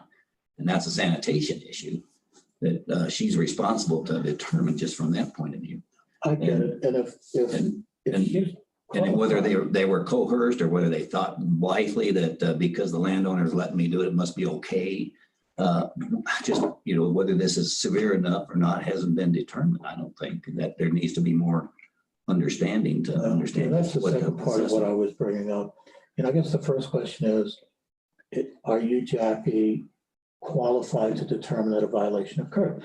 And I think the answer is probably yes, because in your other role, you make that determination all the time when you look at a septic system or something and it's not appropriate, you say you have to fix it. You don't get any judicial approval to do that. So I suspect that you have this authority here also. Clint, would you agree with that? Well, she does, and Jackie and I both talked with Henry Miller, the owner of Westcliff Meats, about this, and he has admitted that it's a violation. Okay. I actually, explained to him that he's facing possible criminal prosecution. He said he had talked to an attorney. And whatever happens there is totally separate from what we're discussing here. The recommendation Jackie's made after we talked about it, we do, under the zoning resolution, have the authority to pursue criminal penalties. Right. Our decision was not to recommend that, to pursue a civil penalty. And even, if you approve this or if you decide to wait on it, it has no effect on what the district attorney is going to do. He's already made admissions, and if there are going to be criminal charges filed, I can't imagine he would not be one of the named parties in this, but that's up to the district attorney. Sure. Thank you, Clint.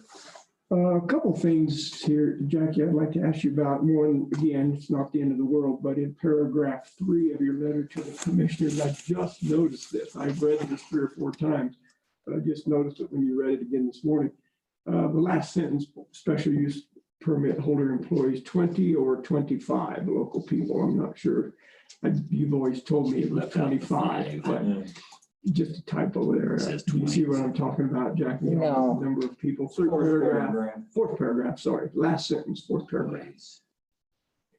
The special use permit holder employs 25 local people. Yeah, you have the word 20 and then in parentheses 25. And employees. Oh, okay. Yeah, I think you can get add -5 at the end of 20, but that's your information that he employs 25 people, correct? Correct. And the word is employee, not employees, if you want to get nitpicking. Right. Yeah, employee. You don't need to nitpick it. And then, let me find it here. Do I have to keep calling up?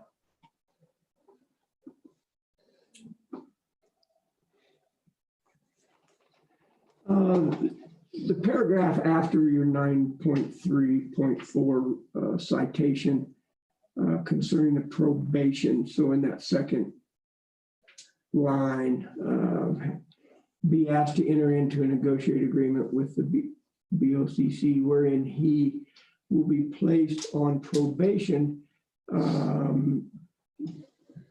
How long probation? What's the period? Forever. I think that's, I thought that that would be negotiated in the paperwork that the county attorney would draw up.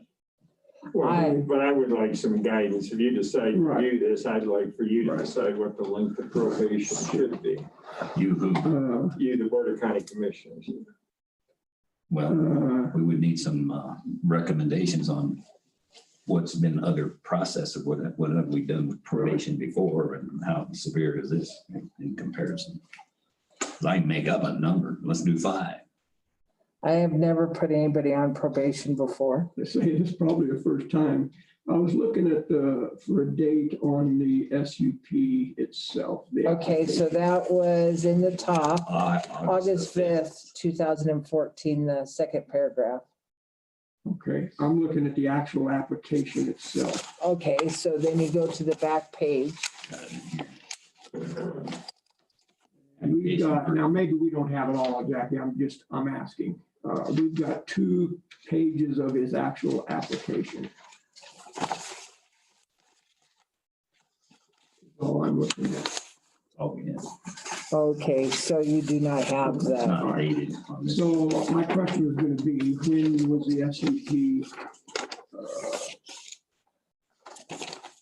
Wow, even the signature on the application doesn't have a date on it. That's interesting. So July 1st, 2014 was the presentation date. The hearing date was August 5th, 2014, where the Westcliff Meats got the approval. Okay, August 5th, 2014. Uh-huh. Okay, thank you. And then one other quick point, 934. I don't know why this stuff is kind of jumping off of the pages at me today when I've read all this and highlighted it. So I'm back on 9.3.4 revocation. You're not recommending that. You're not recommending we revoke his SUP. No, sir. Okay. So my question, I guess, is maybe directed towards council.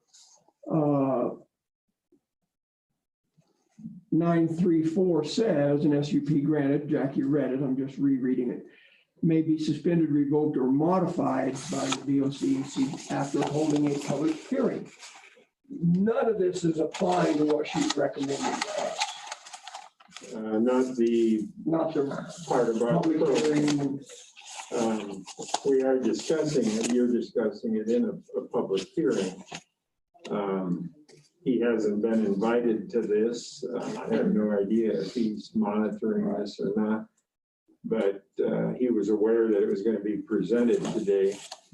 I guess my question though is, if we're not talking about suspending, revoking, or modifying the SUP, then we don't need to have a public hearing.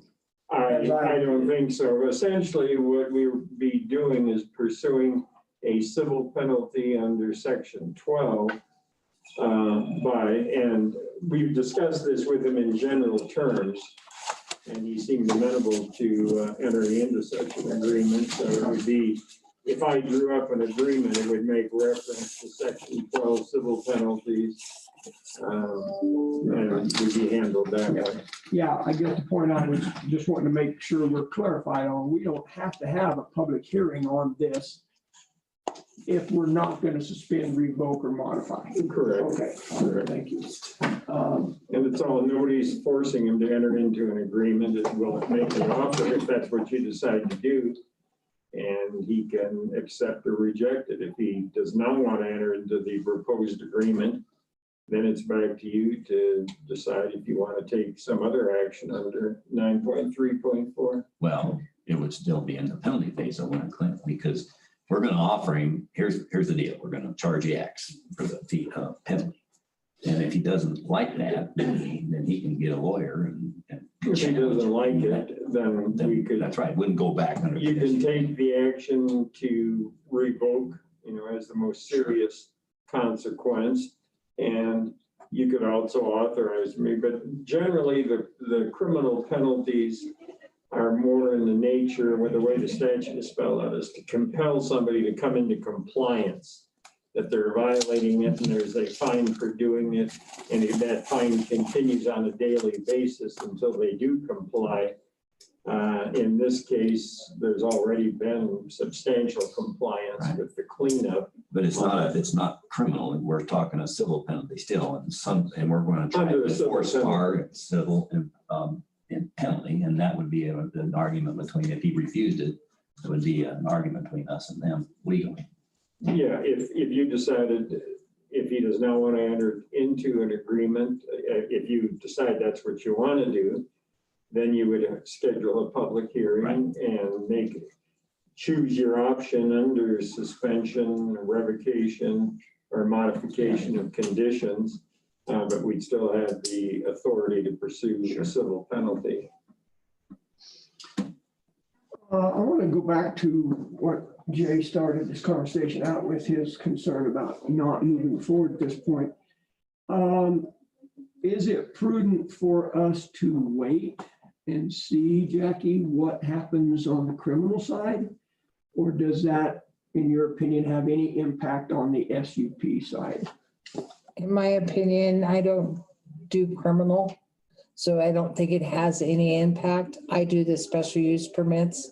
I check on them and make sure that they're withholding. Now, also remember that a special use permit goes with the owner, Right, not the land. Right.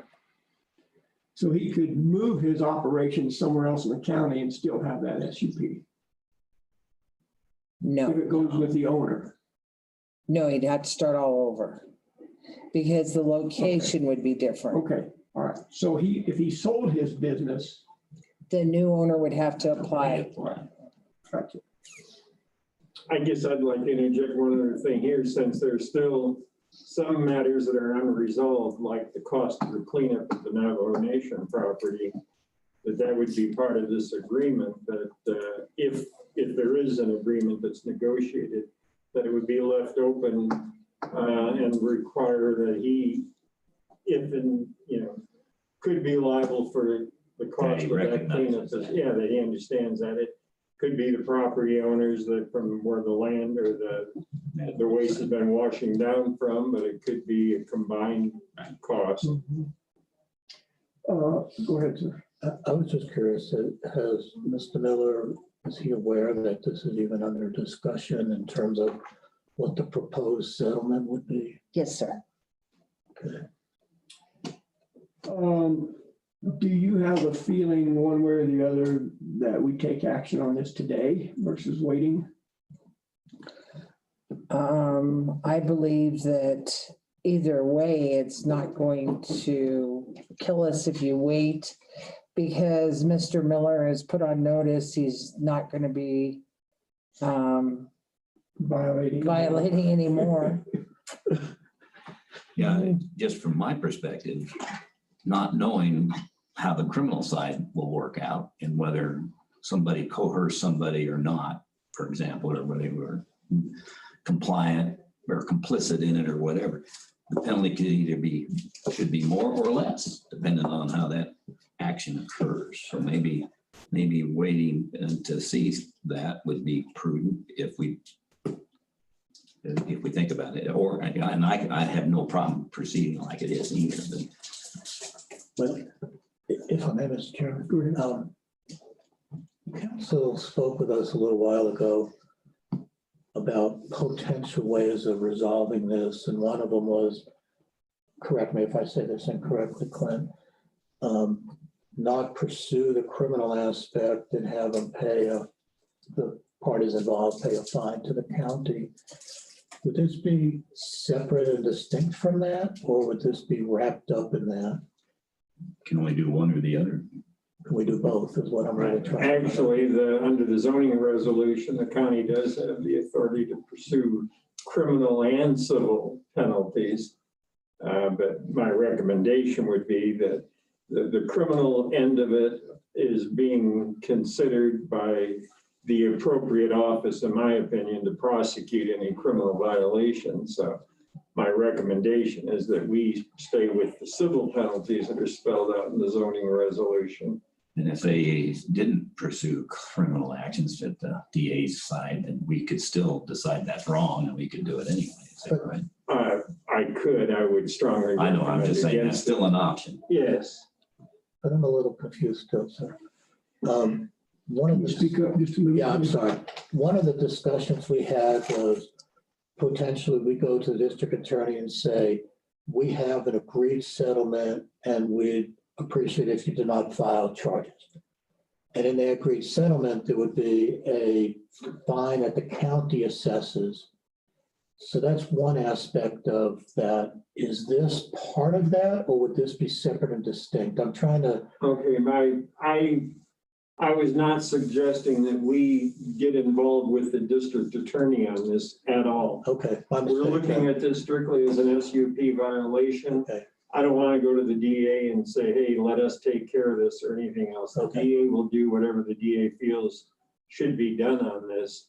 And we're just looking at it as a violation of our zoning resolution and possible civil penalty. And I really think she's doing her job. I think it's Oh, I'm not knocking Right. right. I'm just trying to find out, because there's two aspects to this, the SUP aspect and the criminal charges. right. And I was confused as to whether we were going to ask the district attorney to take a specific action if we could negotiate a settlement with their attorney and the county outside of the SUP. The SUP is just for Mr. Miller, and the rest of it is for the other people who are involved in this. So that's where my mind was trying to grasp what was going on. So that's where I am. May I make? Go ahead, yes. Okay, so this is a violation of an SUP. Excuse me. I believe that the other stuff that has been going on and will continue to go on for we don't know how long. The DA still has to make a recommendation, and then we still have the Navajo Nation. I believe that that's totally separate from what I'm doing here. I believe that we need to give Hank and his employees something that they can hang their hat on. Because right now, Mr. Miller has stepped up to the plate, has cleaned up to the best of his ability. He might have to go back. He's very willing to go back. We don't know what the Navajo Nation's going to require, if they're going to require massive cleanup, cleaning out the ditch, or is it just going to be pick up like you did on Livingoods Ranch? But that's not here or there at this point in my life. Right now, I'm only concerned with the SUP, and I think that Hank has done his due diligence to try to make it right. We have spoken with Mr. Miller, and I believe that Mr. Miller is in limbo now, and his 25 employees are in limbo. In limbo, waiting to find out what we're gonna do, whether we're gonna revoke, suspend, or modify the. Correct. And I don't think I think that if you read anything else, there's a timely period where I have certain things I've got to do. And I believe that since this has been going on since the 24th of August, that a decision needs to be made, and then we'll see what comes of the other decisions that are criminal charges that none of us are allowed to do. Okay, so this is the consideration of the report. I move we accept her recommendation as presented. we can either second it or not, but we can get the process moving. We can have a discussion on what we want to do. Is there a second? I hesitate to second the motion because I still have some issues about the language in here. But That's how I we straighten don't it out. know that your motion was to accept her recommendation, Right. and I can't do that. That's why I'm not seconding the motion. But that's how we straighten the language up. You know, discuss it and Well, make it real. A friendly amendment to your Okay. motion. That we agree that we'll enter into a negotiated settlement and with the details that we'll discuss before we approve it. And that way we can say, is 5,000 enough, how long it's gonna be? That's why I didn't second it. Yeah, I'm okay. I'm good with that because what I want to do is to make sure that we're not suspending, revoking that SUP. We want people to have some peace of mind that there is some resolution coming. Now, whether 5,000 is enough or not, that's debatable. And I agree. Okay, so Yeah, that's where I was getting. It's not up to us to start amending her recommendation. So that's why I didn't want to. If we're not happy with that, that's how you get that to proceed. She can come back with a different recommendation. Essentially, the way I see this is that you would be authorizing me to go ahead and draw up a proposed negotiated settlement. There's no guarantee Mr. Miller is going to sign this, but I think you need to have the document in front of you for you to look at first. And then if you're satisfied with what the terms and conditions are, we can present it to Mr. Miller formally. So that's a good way to do it. So would it be appropriate at this meeting to discuss the length of probation and the amount of the fine, or do we wait to come back to you and discuss it? I can leave that blank just to give you the general terminology of the proposed We need some more agreement info. and leave the length of probation blank, the dollar amount of the fine blank for you for further consideration. And you may even want to ask Mr. Miller, since it's a negotiated agreement, to have him participate in. I was thinking I would like to have him here. Sure. I mean, I know Jackie spoke to him many times. He's come to me a couple of times saying, look, I want to put my people on the street. And I get that. Well, he seemed Nice if you address it. very eager and very cooperative when I met with him. And I had talked to him in general terms about entering into an agreement where he would pay. I don't want to call it a fine. It's a civil penalty pursuant to the zoning resolution, not a fine. Right. And that because civil penalties, according to the zoning resolution, are paid over to the county treasurer, so go into the general fund. See, and that is in her recommendation. The negotiated agreement will be in writing and will be signed by the DOC. So can I suggest Well, that can we hold on just a second here because we're kind of off of the rails. So I will ask again, is there a second to the motion? Hearing no second, then Mr. Canada's motion dies for lack of a second. So we'll remove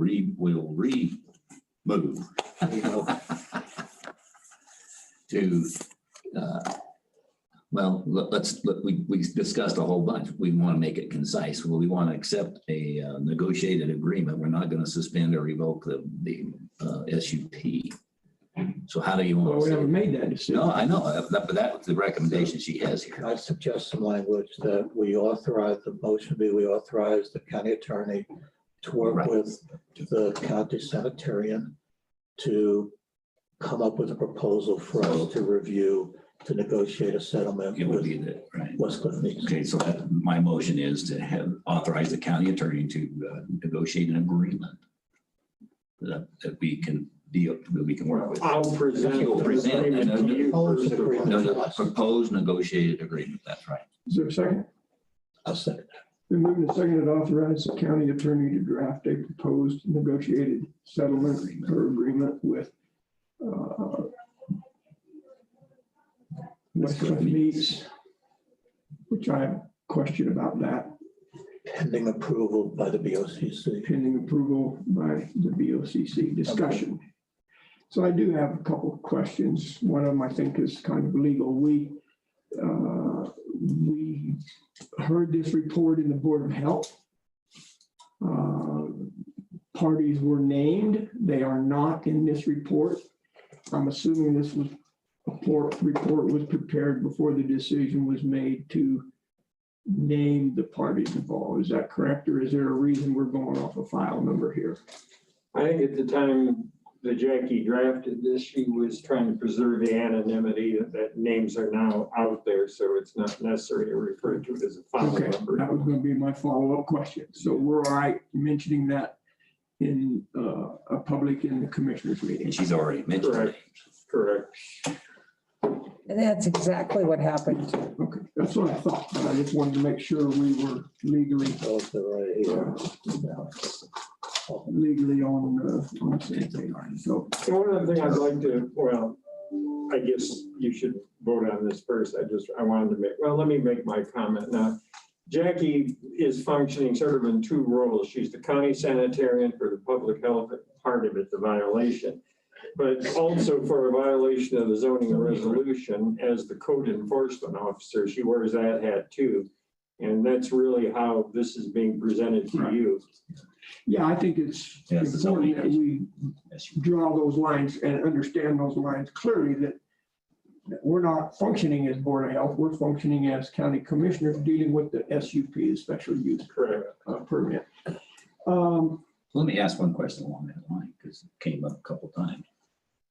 Board of Health can still penalize them, right? If they wanted to. If the Board of Health wanted to take some additional action, either against Mr. Miller as an individual, not as to his SUP, because that's county commissioners. But if they wanted to take any additional action against him or any other individuals for the public health violation, that could be done. Right.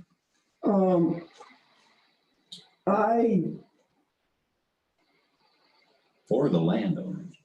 Well, the landowners, that's a separate issue. I know, but the Board of Health Will be still has. discussed later on for violation, because it's a land use violation under the zoning resolution. Yeah, but from a public health point of view too, if the water table's polluted, whatever, it's an issue from a Board of Health point of view, my view. Well, I mean, we can talk about that, but it is covered by the zoning resolution. I get it. With the penalties.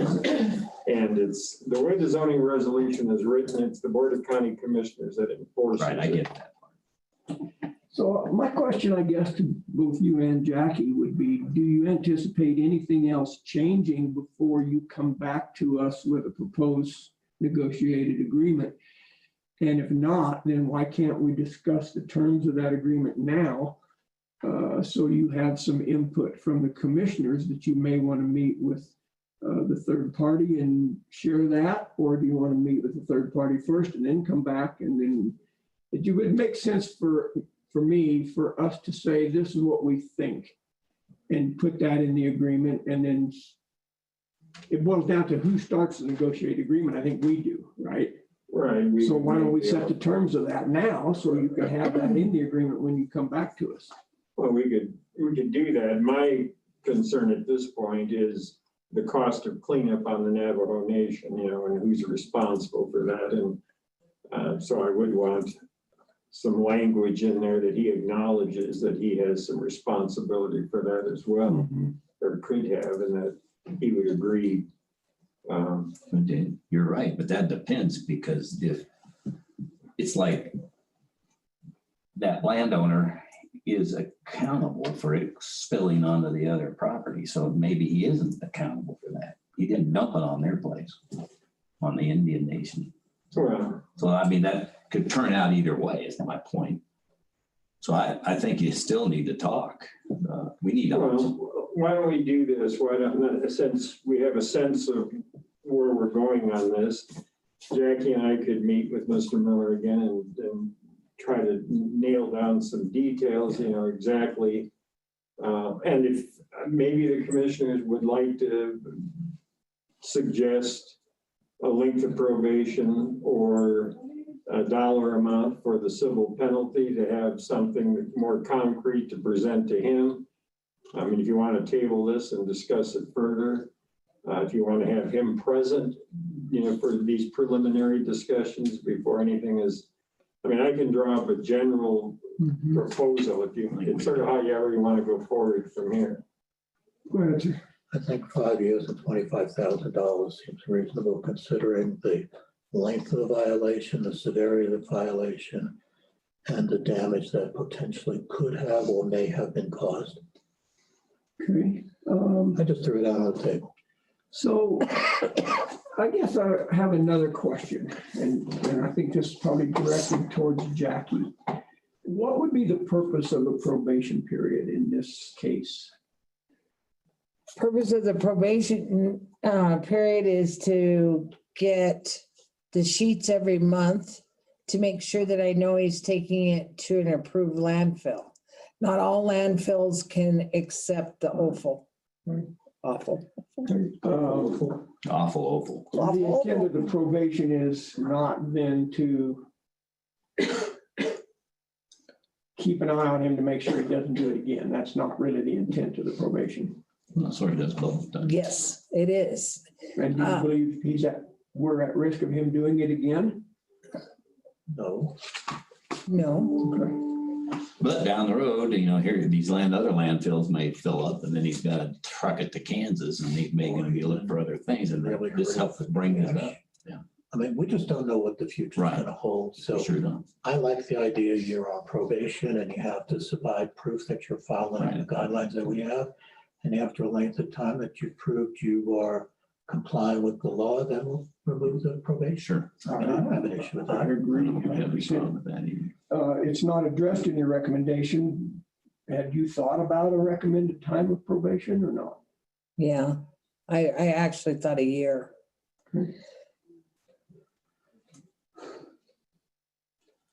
I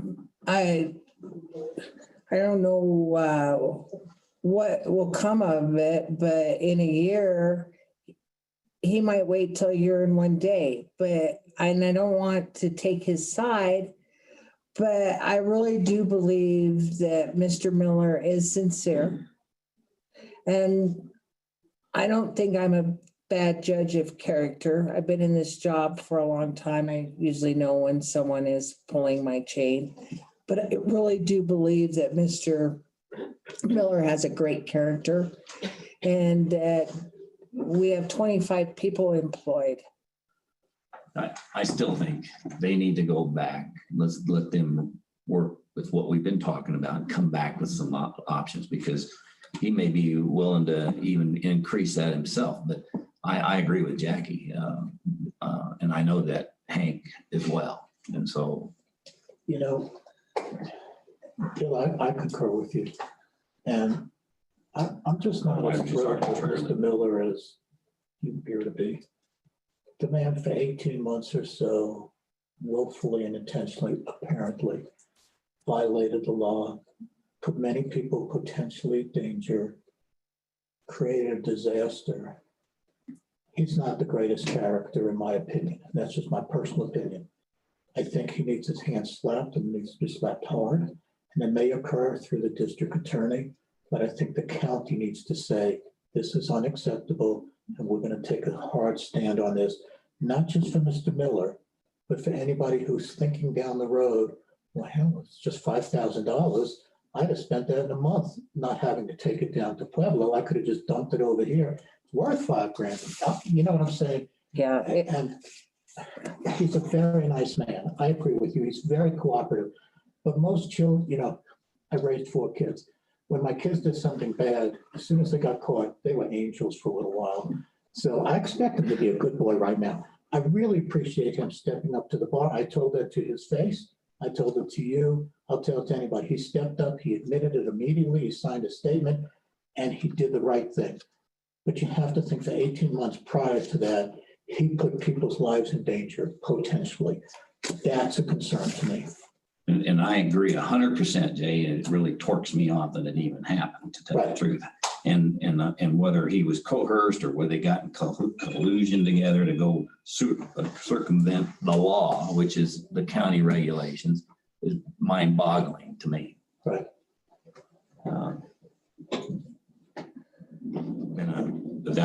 But I'm not mind-boggled enough to put him out of business. So that's the and Bill, you and I are 100% agreement on this. The last thing I want to do is harm the 25 people who depend on him to eat and their livelihood. That I am totally on a, I will not vote for that. Right. No, no way. So I want to hear what they come back with. Okay. Then Well- we can add or subtract to it. Right now, we're just grabbing at straws and saying 5 years or 10. Well, we could just, 50,000. why can't we just discuss that right now and get it over with? My question to council, That's why I threw it out. Let's just get it over with and get this paper done and move down the road. if something comes back when you present it to us, just because we give you Right. direction today doesn't mean we're approving it, right? We're just gonna. Right, give you you're some direction. authorizing me to prepare a proposed agreement. Right. That includes probation and a penalty. If you agree on length of probation and a dollar amount today to put in this proposed agreement. To negotiate, so we're Well, not I mean, locking it, either we're gonna take the position that this is it or nothing at all. I mean, Well, and that's, if you give me some numbers, I'll put them in there, otherwise it's kind of vague to say. Yeah, I think that's where I was coming from. I think that's what Jackie's. Yeah, indicating. let's move at forward. least Get something That's on why I paper. threw some numbers out. And 5 years is fine with me, probation. It might be better than a year. Let's do 5 it years. has to be more than a year, in my point. Personally, I believe on the probation period, for me, it doesn't need to be any longer than the guy's been in business, for sure. I was thinking 18 months or 2 years to correspond with the length of time that this activity's been occurring. I don't know that probation in this sense is going to be a huge penalty phase. It's probably going to be more of the system of the money, but I could live with 2 years for probation. I think it needs to show that we, the county commissioners, took this extremely seriously. And we didn't slap a hand and say, don't do it again. And we said, you know what, you've put out for a longer period of time, whatever time that is. And you're going to have to prove to us that you've been a good boy. Now, I know he's going to be a good boy. I don't think we even have to put a probation period in because I know he got caught. I think he knows he's on extremely thin ice. I don't think he's going to do anything to jeopardize his business, but who knows?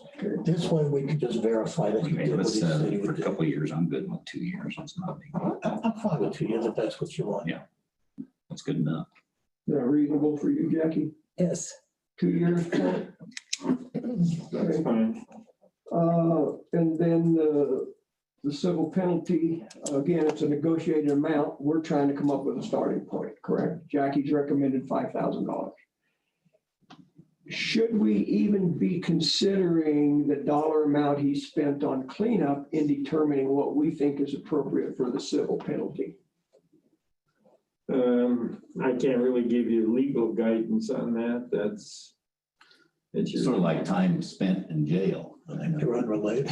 I kind of do too. I think the number of employees is unrelated, and I think the cost of cleanup is unrelated based on us making a recommendation or eventually a decision on the civil penalty. This is a penalty to essentially Right. punish him for his wrongful behavior. So just a suggestion to throw on the table, how about the $25,000? Give him a year to pay it to the county because he's paying a tremendous amount for cleanup right now. He may have legal penalties he has to pay. Maybe, I don't want to put the man out of business. maybe that's what you So if we negotiate, say- a payment plan. I'm speaking. If we say a year to pay it and say at the end of 1 year, if it's not paid in full, then we will revoke your SUP. We'll give him time. You can give him 2 years. I really don't care. I just want to make sure A, it's paid, and B, it doesn't put him out of business because he can't pay the fines. That would be terrible to me. And that's where I was thinking, Jay, the penalty, not do it now or you're dead. No. That's why, Negotiate how you pay it. that's why I'm suggesting a year, whatever's reasonable. And he may come back and say, look, I can't do it in a year. I need 18 months or 2 years. And I'd probably say, okay, as long as at the end of that period, if it's not completed, there is a consequence. And that's the point of him coming back and letting us modify it if we have to. Yeah, I can't support 25,000. I think that could possibly jeopardize him staying in business. I think it's a little severe. I have no idea about ability to pay whatever fine we sit here and decide we want to levy against him. I don't think that's any of our business, but Judges don't do that when they pose penalties. May I say But they something? consider the length, they do consider, there's a window. Right. We have the, A lot we of could go 10 to 25 and then A lot of people are now downstream from the Navajos are now concerned with their water. They should be.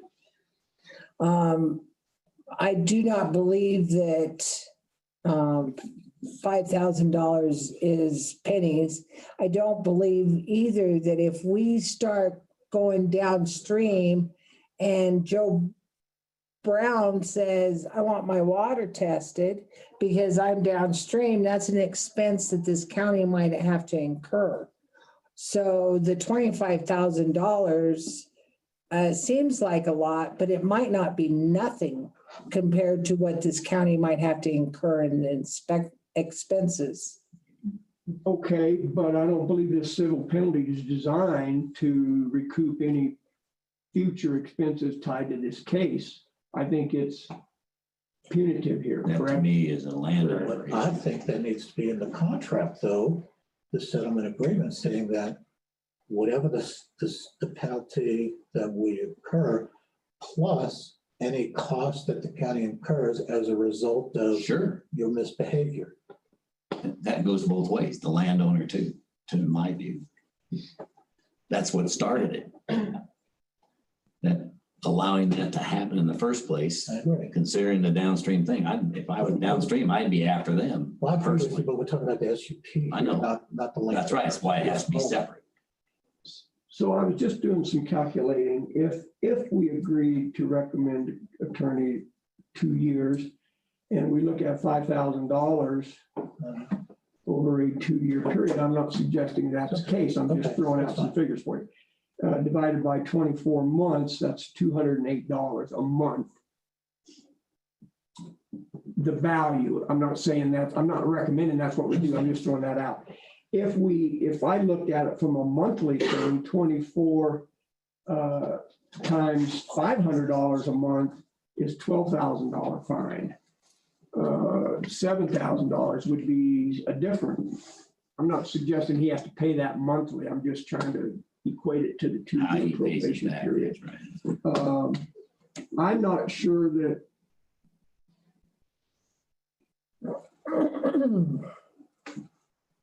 if Jackie had never had mentioned to us the dollar amount of cleanup involved, then I would probably say, I'm not sure $5,000 is enough. This is what I'm struggling with individually. But because I know what has been spent on the cleanup, I can't help but take that into consideration to some degree on the civil penalty dollar. I could live with something between $5,000 and $10,000. One more comment? Go ahead. Yes, absolutely. If Mr. Miller would have not stepped up to the plate as he did the next day and got these roll-offs down there, and he just has his dumping fee. I don't know if he had to rent equipment to get it loaded or not. If he wouldn't have, then we would be sitting here figuring out what we were going to do. And we would have probably came to the conclusion that we would either hire someone to go clean it up, or else we'd get our road and bridge down there to clean it up. Then we would have to go after Mr. Miller to recoup the funds that we felt appropriate to clean it up. I do believe that he stepped up to the plate quickly. Yes, he spent $35,000. So I believe that he deserves a break. Okay. Please. Okay. Just because I know what a pain it would be to get. For us to have to do it. Yes, and We'd have to spend a lot of money. I can support 5,000. Here's my question to council. If we whatever this dollar amount is, whatever the terms are, we agree to that, then we're bound by that, regardless of what happens in the future, correct? We can, on this case, if it happens again, we could go through this whole process. But if something blows up in the future pertaining to this case, we've already agreed to settle with him for $5,000. Well, I think I would put language in that we would keep the door open a little bit, 5,000 based on the circumstances and the facts as we know it now. And that if there are future expenses related to this violation, that, you know, we reserve the right, the Board of County Commissioners reserves the right to come back and consider an additional civil penalty. I can live with that. And with that being said, I'll support 5,000. Yeah, I'm good with that. And I'm going to support it for one reason only, because I trust Jackie's judgment. So I support. Yeah, that's where I'm at. And I also, Take that as a kudos. I don't believe we're at great risk of this whole scenario playing out again No, with this highly individual. unlikely. So if I thought it Be was, crazy then if it was. I'd go along. I mean, No if way. we already heard he was doing it somewhere else, then I'd say, yeah, we better make this a little steeper. 18 months But- he broke the law. Yeah. This wasn't I had an emergency. I needed to dump it one time and got caught. I'd feel so much different than an ongoing, I get it. consistent. Yeah. Sir, how much, I guess a fair question would be, how much money did he save by dumping it on someone's private land as opposed to paying for it? That's what the fine ought to be. You ought to pay for at least what That's it why costs. the rest of Your the dumping story fee would have has to been. occur. The rest of the That's story. how I would have looked at it, but Certainly. And let me tell you something else. Probably if Mr. Miller, now this is just me personally, would have taken this to an approved landfill, it would not have cost $35,000 in cleanup because Mr. Miller also had to grab dirt from this site. He had to clean up the staining that occurred.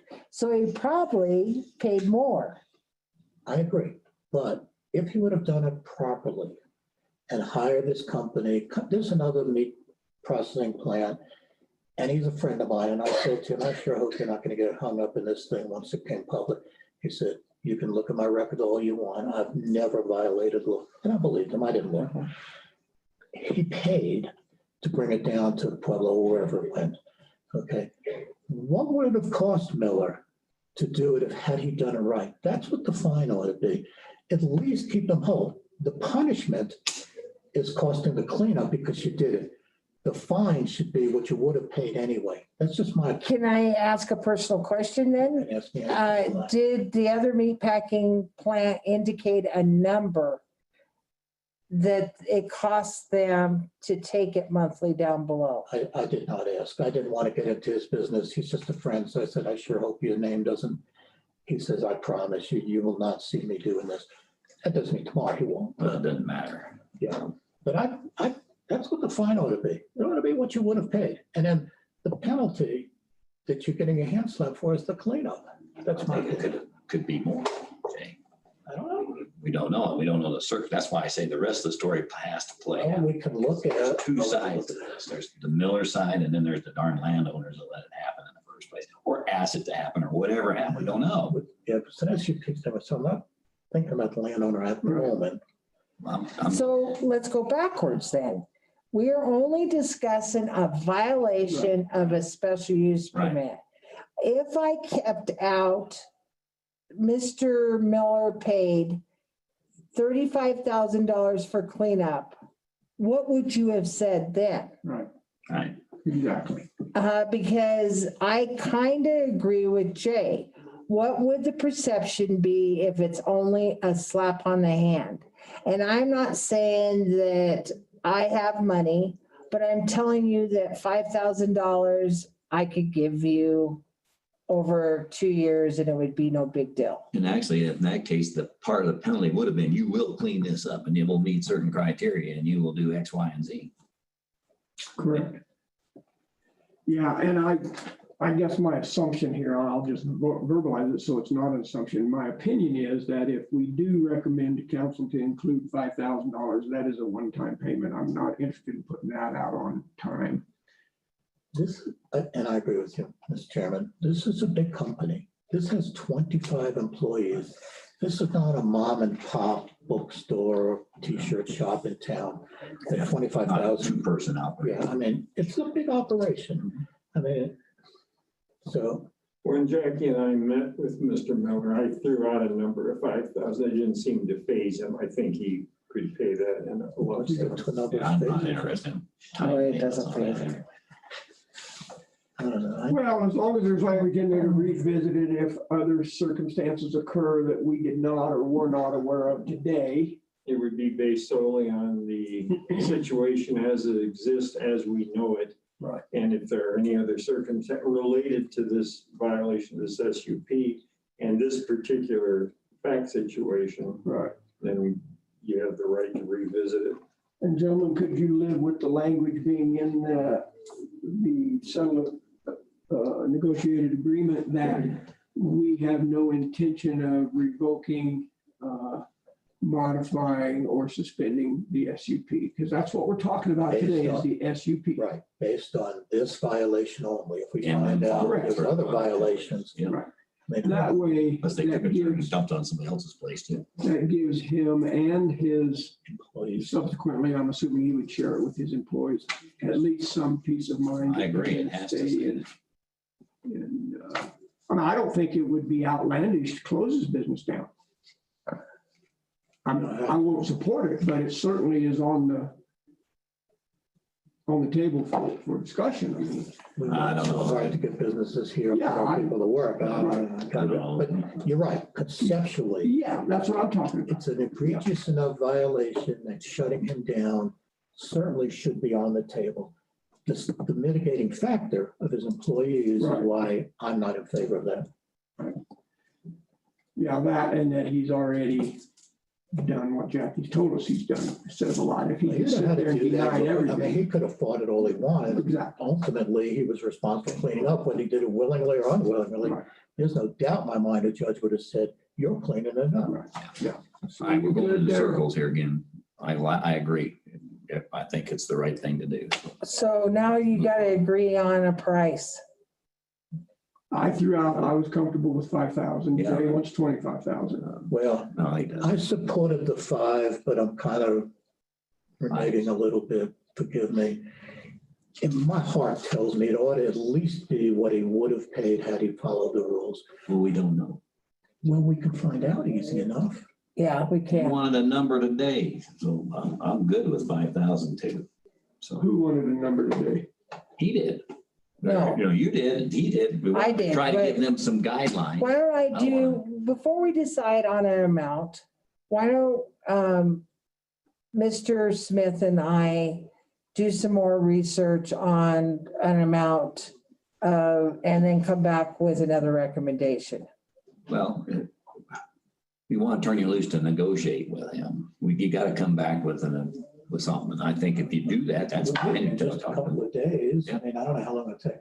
That's If true. you would, just for me, if it's not too much trouble, find out what does it cost to take a load from where his meatpacking plant is? What would a normal fee be to bring it and have done it properly? And that'll be easy because I'll just call the landfill. That's great. I would just, I mean, I'd like to know, and then multiply Yeah, that. but Cost of transportation. what the problem gonna be, frequency. Just I just don't know, I something to mean, work it's, from. we have a price for $17 roll-off, but we don't have any idea how often he would have to have done that. That's my He point. knows because Kurt How over many they took off. years, Yeah. I know he took and out X tons already. It's a thriving business. We're taking one or two. Well, you know where I'm coming from. Yeah, I know. I'm not saying I'm not gonna support $5,000. I'm not saying that. Just, I mean, if I was in the back, we just have to do it. You know, I throw it in the yard. I don't have to pay, $200 a load or whatever the number is. So with your permission, may I call Mr. Miller and tell him that we are still negotiating the price and the probation, but we have come to a conclusion that we are not shutting him down. I would support that. Yeah, I wouldn't use the word negotiating. We're not negotiating. We have not decided yet, right? We're not negotiating with anybody. We're This is- trying yeah, to this is decide just a amongst guideline. ourselves. So I'd caution you about using the word negotiate. I don't have a problem with that you could tell him, if this is what we agree on, that the commissioners have agreed to include language not to pursue revocation, suspension, or modification of the SUP. Gentlemen, are you all right with that language Yes. as it stands today? Does that answer your question there, Jackie? Yes. Between the five of us, I guess we are kind of negotiating, but I wouldn't use that word with him because we're not negotiating with him yet. That's correct. That's right. They're gonna have a discussion, come back do to you it. want We to can put this- negotiate with him. We say this is Well, what it is. it's a negotiated settlement. Well, I He has- called it a negotiated settlement in the presentation to you, but it's basically your position could be, these are our terms. We're not negotiating on this. Right. But if we call a negotiated settlement, he'd come back and say, hey, if you'll reduce it to 1 year, I'll up it $5,000 more dollars or whatever. I mean, right? There's still a two-way thing going on Sure, you can. by the nature of the negotiated We'll agreement. have some numbers to present to him as a beginning starting point, at least. So Jackie, would you like us to put this back on the agenda for the 5th or the 6th? And Clint, do you believe we would just work in that timeframe? Yeah, she gets Okay, me- was I gone? We agreed to move you to the 18th because For you're your not just report. appointment. I brought that up Okay, thank early in the you. meeting. So can I do my staff report the 18th? And then I was on for the 5th or the 6th. I cannot remember because Second date, so probably the 6th. 6, yeah. I have a dental appointment the 6th. Could we be ready to come back on the 5th and deal with this, or do you want to wait? I can have the agreement, proposed agreement ready very quickly. Here's why I don't particularly want to wait a whole long time. That's right. It's A bunch of that was not all even out on the accurate. street. So I hate to wait until the 18th. If you think you'd be ready to present a document to us on Oh. the 5th, then I would like that rather than the 18th. That's all I'm saying. Sentinel's out also. You think the 5th would work? 5th is fine. Why don't we put it on the agenda for the 5th, for consideration? Yeah. So consideration of a negotiated, you want to call it settlement or agreement? I just call it of entering into an agreement Okay. for an SUP violation. All right, very good. Thank you. Do you want to have further discussion about the dollar amount or Let's wait till they come back.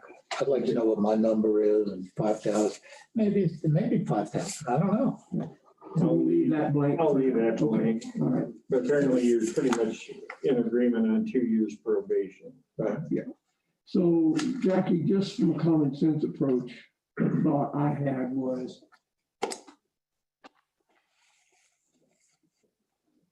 I would think you'd have to go to Westcliff Meats to find out volume on a weekly or monthly basis, right? I don't know how else. If the landfill says it's $80 a load, that doesn't do us any good. We have no idea how many loads that once a day from this end. Would it be once a day, once a week, once a month, whatever?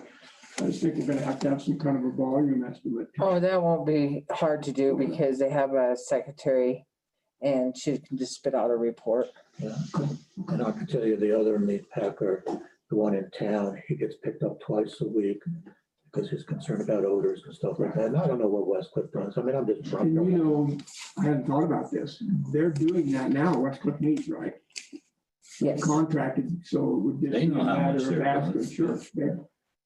They know how, because they All of them. increased with time, their volume, and so they're at whatever they are. now. When I They'll call, know. when I call Mr. Miller, I'll tell him to get this ready for me. All right, thank you very much. Good job, and I Appreciate it. appreciate it. Thank you. Nope, I don't think so.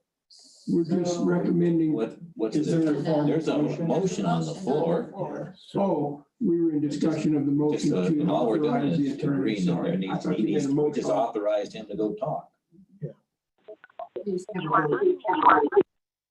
I thought you were asking, do we want to vote on the dollar amount in the probation period? That's not what you were asking about. Thank you. I appreciate the clarification. Any further discussion?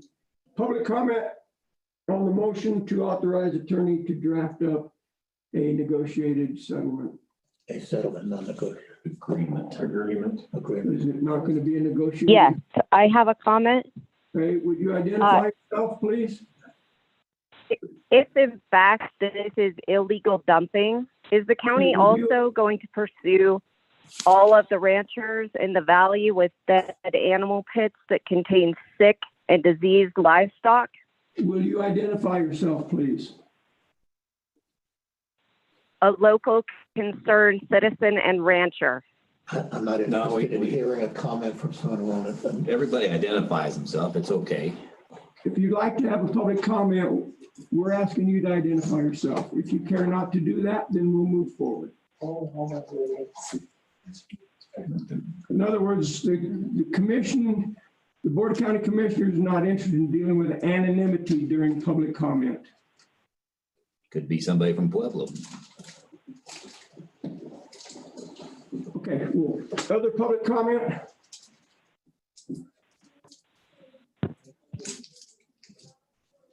Okay, if not, we'll proceed to vote. All in favor of authorizing the attorney to draft up, what are we gonna call it? Let's just, Proposed agreement. Council. we're gonna call it an Answer that agreement, question. an agreement, not a negotiated settlement, an agreement. It's an agreement. All in favor of authorizing the county attorney to write a proposed agreement to bring back to us, say aye. Commissioner Flower, aye. Commissioner Prince, Aye. Commissioner Kanda. Aye. Opposed? Motion carries.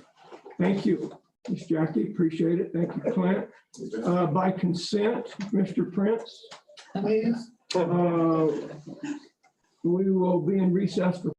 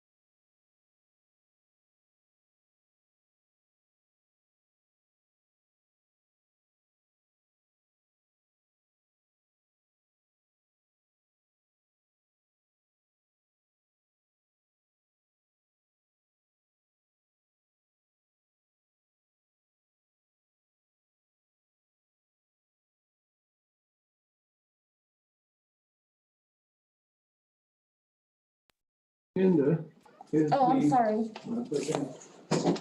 is the consideration of the Human Services Playground equipment. In a nutshell, nothing's changed from your end, correct, as far as what we looked at before?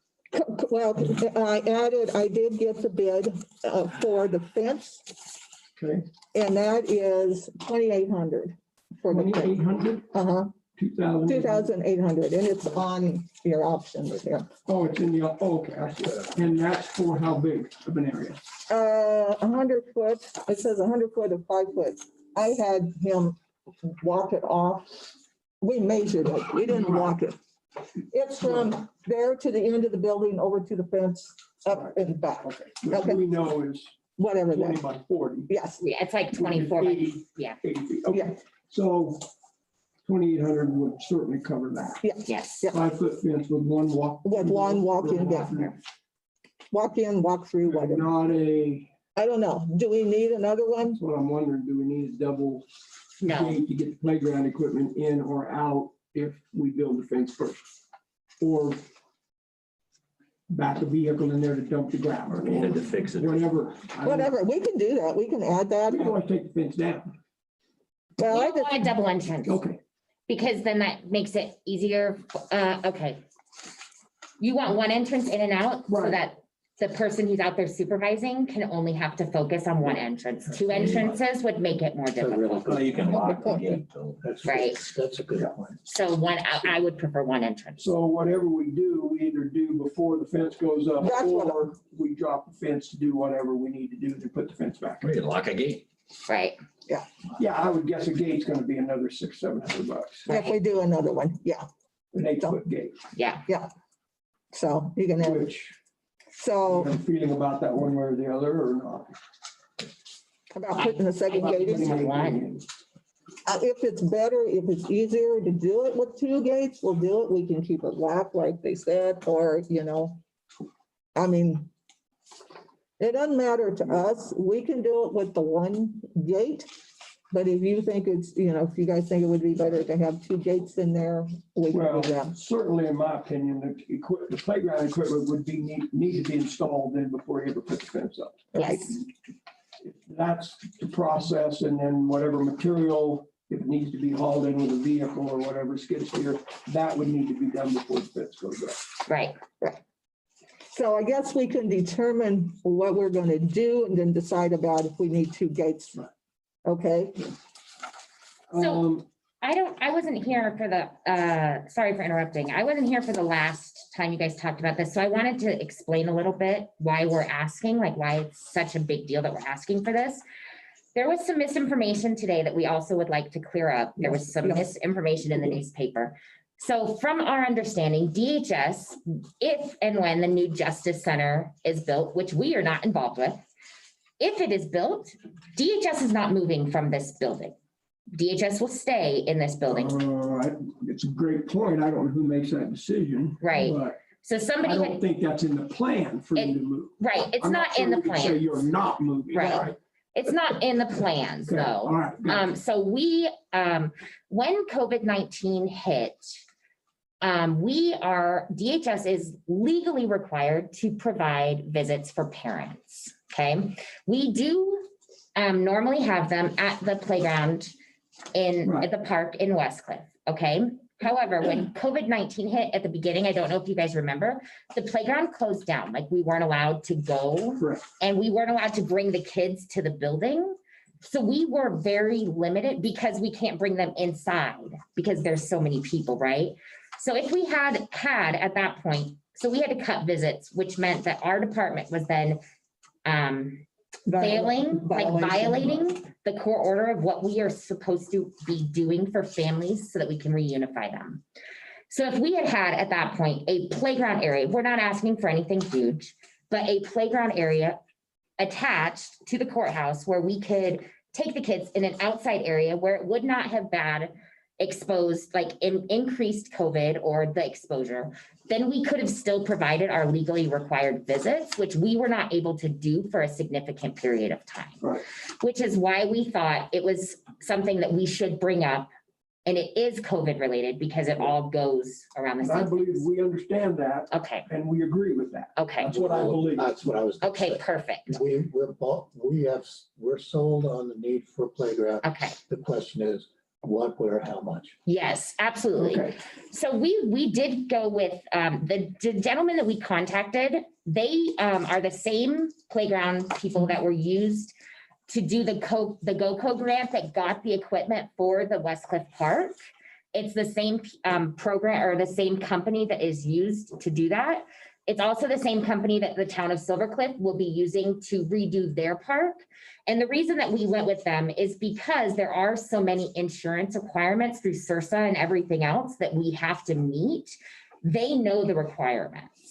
So that's why we picked this company. There were several other companies that we could have went with, but this company has already worked with several of the towns and our county, and so they know our requirements. Can I ask a question, please? Okay. On this picture, are these just different views of the same? Yes. Okay. Yes, that's all that is. Yes. So the playground structure that we did choose, it is for ages 5 to 12. So that's the majority of the ages that we will remove or have to do visits for. Visits, yes. Yes. And so that one is the one that will reach the largest age range that we interact with. That will fit in that spot. Right. Yeah. For insurance purposes. Stacy, what do you do in the wintertime? So in the wintertime, we do visits in the basement here. So you got games and stuff. Oh, yeah. We have an area set up with toys and other things. If the basement is unavailable, then we will do visits. Like last year before COVID hit, we do visits at the library. We would do visits at the bowling alley. Now, something you need to remember is our cases are all confidential, right? So anytime that we have to bring the parents and the kids out into the community and you have somebody like us that is overseeing them, that kind of violates their confidentiality. So we try to do it in the basement as often as possible. So what's my question is, we have a couple options. We could spend money and refurbing up the basement and making it more usable because it needs to be in the Right. wintertime. Oh, I agree. And in the summertime, we can still go to the park and save the money, as an example, or lighten up on the amount of equipment that we need in the summertime, maybe for the close in stuff. I don't know. I'm just looking And because and I know that it's a lot of money, but it's worth it. We got to do the right thing for the kids. And to me, throwing them in this basement now is not a good option either. So right. there's a two-step to this thing and spend the money here. We got a long winter to go through yet. We absolutely do. We do. But and- even like today, if we had a visit today, it's a nice day. Yeah, We you could go out there and we could go out yeah, there. you could on a day like Yeah, so I mean, there's sometimes in the winter that we could still use that and not have to have them in the basement. And the other thing that I would like to point out is, so while we do currently in the summer and on nice days, we do currently use the park. Again, when we go to the park and we're there with kids and there's other kids there, it's hard to keep them. it's hard. So our parents, right, that we're trying to work with, their visit would then be impacted because their kids are trying to play with other kids at the park. Right. So while that's a whole separate issue away from the COVID, like that, if we did end up doing this playground, that would alleviate that issue as a problem. Yeah. And even with COVID, because the kids were over there, we were trying to keep our kids away from their kids. Exactly. And sanitizing, if COVID's coming on after a visit, we'll probably go out and clean that equipment off. Right. Where at the park, You can't do it. we can't. Exactly. We can't control We it. cannot. We can't do Right. that. So I've got a couple questions. If I Okay, may. okay. I'm on the quote, the second page of the quote. Yeah. Which option one? That's what I'm getting to. Option one, not the first quote that has to do with the groundbreakers, just the playground equipment. So the second quote, second page of the quote. Okay, 27,683 at the bottom. yeah. Does that make sense? Yes. And I'm comparing that with the option two quote same basic pay of 17,187. And I see that the difference is this poured rubber floor. Yes. Not a huge issue with me, but I look and say, okay, we're talking $50,000 for a piece of playground equipment and a place to put it. To me, that's ridiculous. Okay. However, I understand this poured rubber thing is probably the top of the line as you can get. One of my questions is, do you think it's worth not the 12,000 because that's just the 2-inch rubber? You got to go back to the other quote page to look at the removal of the base and that's another 20 grand. So if we put a rubber base in there with this company, right, we're looking at roughly $32,000 to put a rubber base in this playground when I've never even seen a playground with a rubber base in it. Doesn't matter what I grew up with because nobody's interested in that. But I do believe pea gravel would be acceptable. May not be best, but I'm saying I think it would be acceptable. I think rubber stuff would be acceptable. I don't think it's the best. I'm just not sure. I want to take a swing at $30,000 for that rubber. Let me just look. I'm trying to 630 square feet.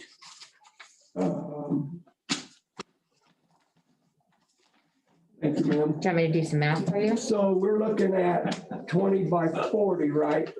Out there. Yeah. It's 100 Yeah. square feet. So Yeah. that doesn't include all of that.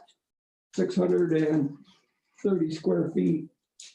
No, I need to be careful. I'm quoting what he is saying. He would excavate and removal of 630 square feet of 8-inch native soil. Right. I assume that means he's going to replace that with that rubber. Yes. He is, he's gonna, The whole thing. you take out the dirt, okay, for a Right. better word, and then you dig it down and Right. scrape that out, and then that goes in where that was. So originally we thought we would go with, there was two, that's why there's two options. Yeah. So we have the, they're not rubber, like you said, peat, it's not peat gravel, it's the wood chips kind Wood of chips, things. right. So the only problem, and we don't care, either one is fine with us, right? Which is going to be my next question. Either one of the bases is safe and it's appropriate and it would meet the insurance standards. The only thing long-term we were looking at is with our wind and our everything else, it will have that wood bottom base will have to be replaced like every 2 years. So that will have to be something that's factored in. So we were thinking for the long term, yes, upfront it costs more, but for the long term, it might actually save us some money because we won't be replacing everything on the base every 2 years. Yeah, Yeah, that was the reason we went with the rubber base. understood. Put some kind of barrier around the bottom of the Yeah. fence to keep in the. And that's what a lot of the playgrounds do is put a plastic. But it gets dirty and it has to be. We had this conversation in your office and I'll bring it up here again. I was very involved with the shredded rubber Oh, yeah. playground over at the school. Wasn't thrilled with that, but I believe it's better than wood chips. Yes, I believe it's better than pea gravel. yes. Yes, Don't know about the price of that, but I also know it comes with some issues. But if the decision were up to me, I would pick that shredded rubber over wood chips or pea gravel. Where's the cost on what they're proposing here? The wood chips? Is this wood chips? well, it's on option 2 is the kind of the one with the wood. Yeah, no, but where is the cost of the actual body? Well, it is $4,100. It's on the back of that page. It's on the back of the whole package. Yeah, EWF is the wood Delivery chips. of the EWF, there it is. yeah. That 12 inches, which is super deep to me, which they probably have to do that for insurance. But Well, yeah, so would you be opposed to considering the shredded rubber, even though it's not my greatest thing? I think it's better than wood chips because of that very thing. I'm not opposed to it. I don't know. Yeah. We'll just have to figure out where we get that, Right. if they still do that anymore. Yeah, I don't know either. And then, I mean, forever playgrounds had pea gravel on them, right? It was an acceptable substrata for a playground. I don't know. I don't know. We could, if that's acceptable with the insurance purposes now. I know they talk about wood chips. So when are they gonna do this if we do it? Well, I don't know. I mean, you know. What's your proposal? What do you want us to do? So they wouldn't be breaking ground on it, I don't believe, until the beginning of next year. Right. Yeah. Oh, yeah, there's no way we would do it before It that. says in the proposal, December 1st is our deadline. For us to purchase, to get this price Right. of To get it this installed, year. then And then, so we would purchase it and then it would be installed next year. We have to purchase it now because it's cheaper now. He's told us it's gonna go up. Can you allow us to take just a little time out here and have another discussion that's relevant to this, but not pertinent to you two specifically? Take about 3 minutes. Yeah, sure. So a gentleman, I got a text message from Braden this morning. He has a meeting with the DOLA rep at 1 o'clock to discuss our last CVRF submission. He doesn't think it's going to be a big deal. They wanted to talk about the overtime for the public health employees. He asked was the thinking that any COVID hours they spent above and beyond their regular duty, was that what we were paying them overtime for? And I responded, yes. Now I bring that up to say that I hope that's the only question they have. In my opinion, this next round of submission to DOLA is probably I think we're at most risk there. I agree.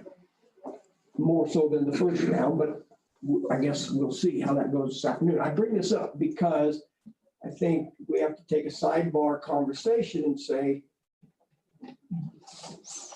because this is an unbudgeted item, we have an opportunity to get it reimbursed. Do we think this is reimbursable? I do. I think all of us probably do.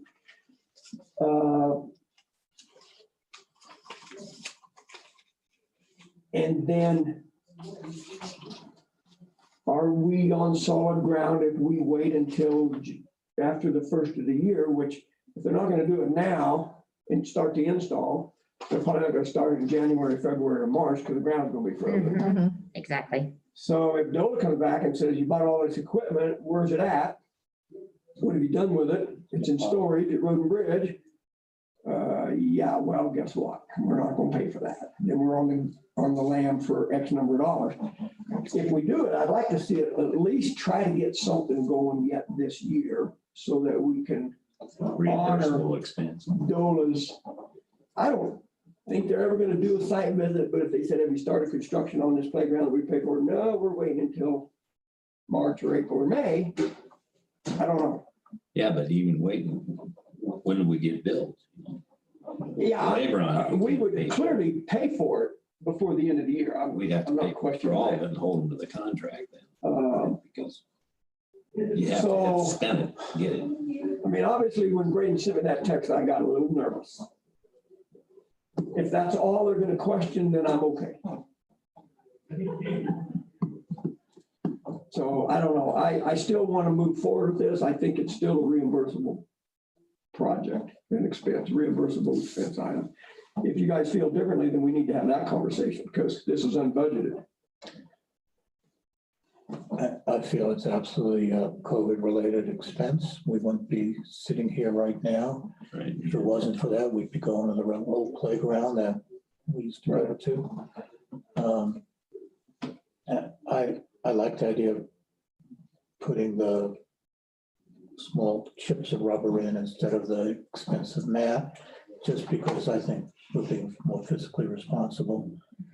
I personally don't feel that DOLA would come back later and say, well, it wasn't a necessary expenditure because you can't even put it up until April. I mean, that's a reasonable question. Whether they do that or not, who knows? I doubt it.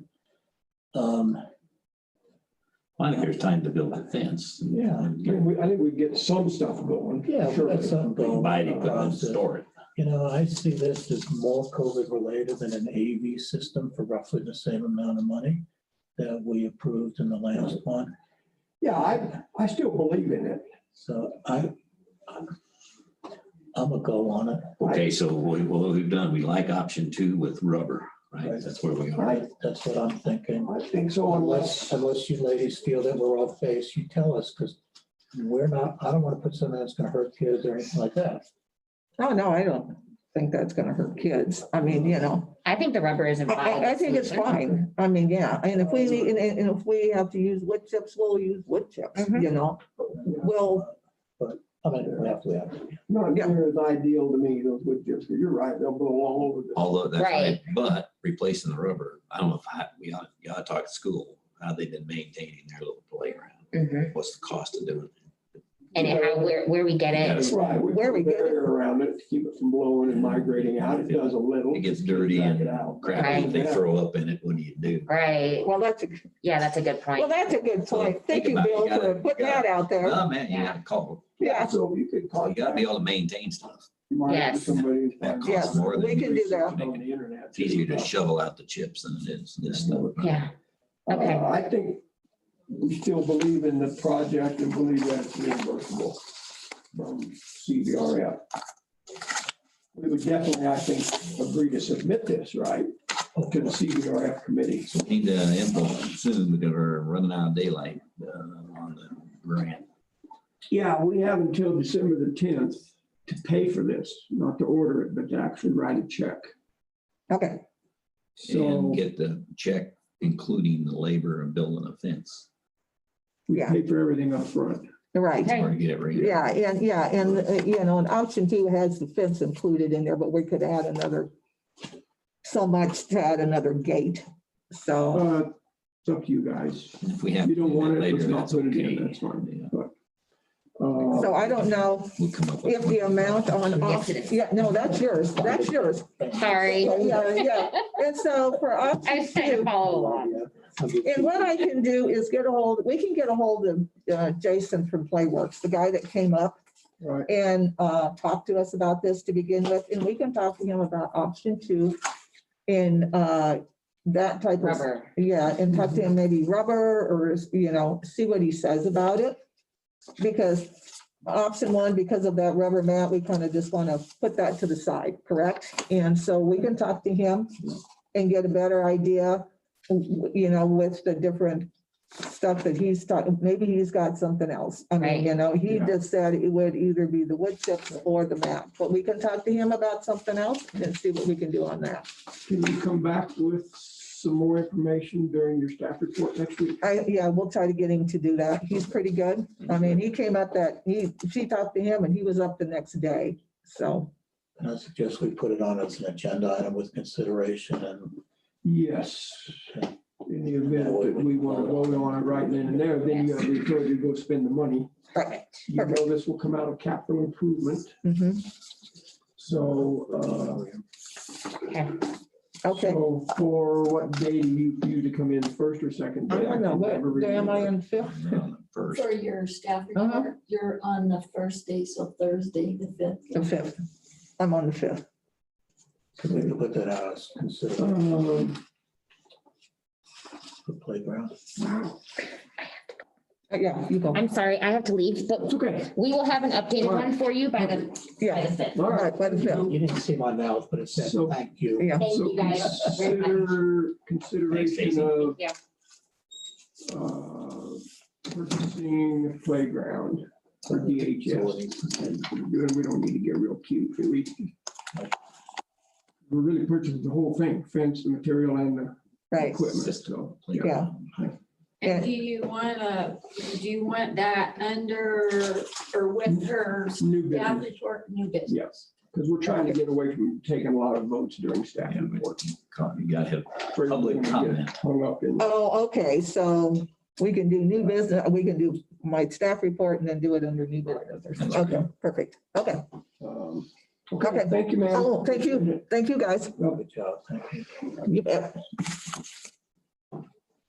You know, all along, I was thinking the 5th and 6th of November, and I was also thinking Wednesday and Thursday. it's Thursday and Friday. You know. Everything's confusing. Yes, it is. I think we did that because of the election. Yeah. And, you Yeah, know, I'm surprised we didn't go Wednesday, Thursday instead of Thursday, Friday. I don't remember that conversation. We did that because of the election. What election? The election on November 3rd. I was teasing.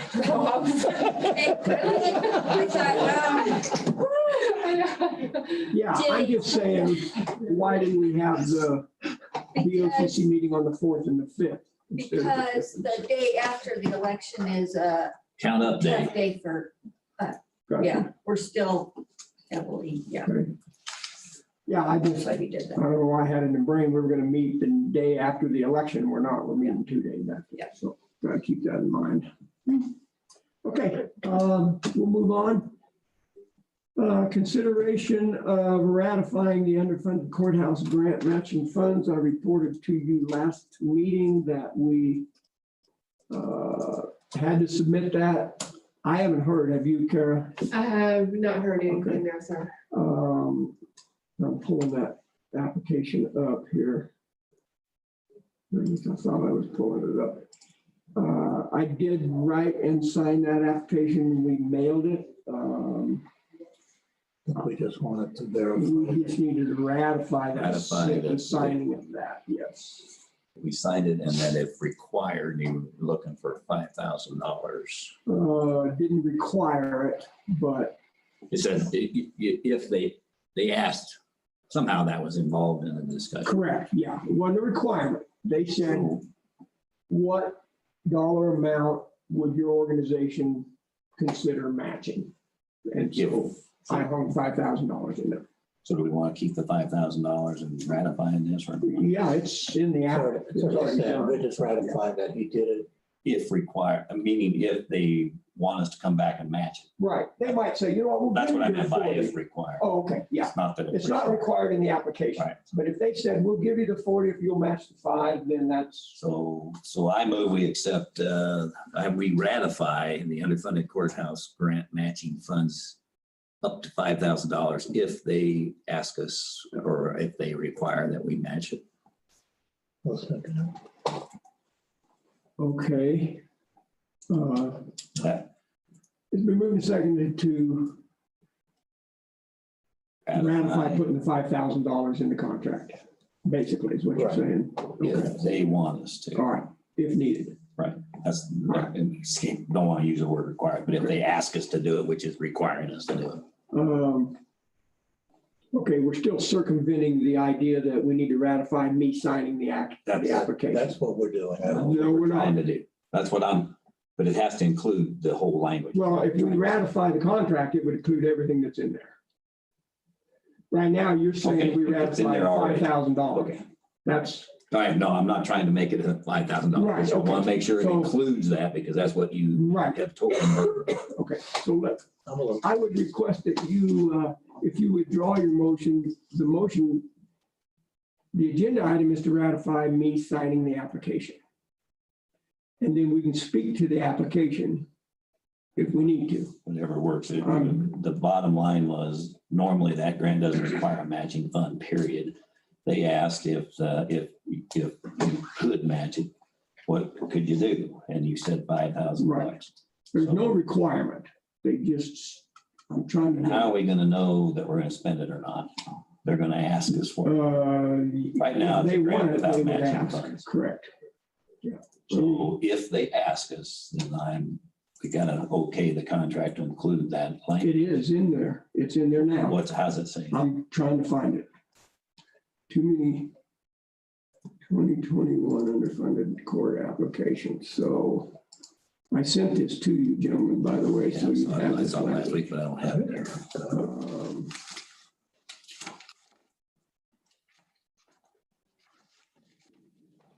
Here.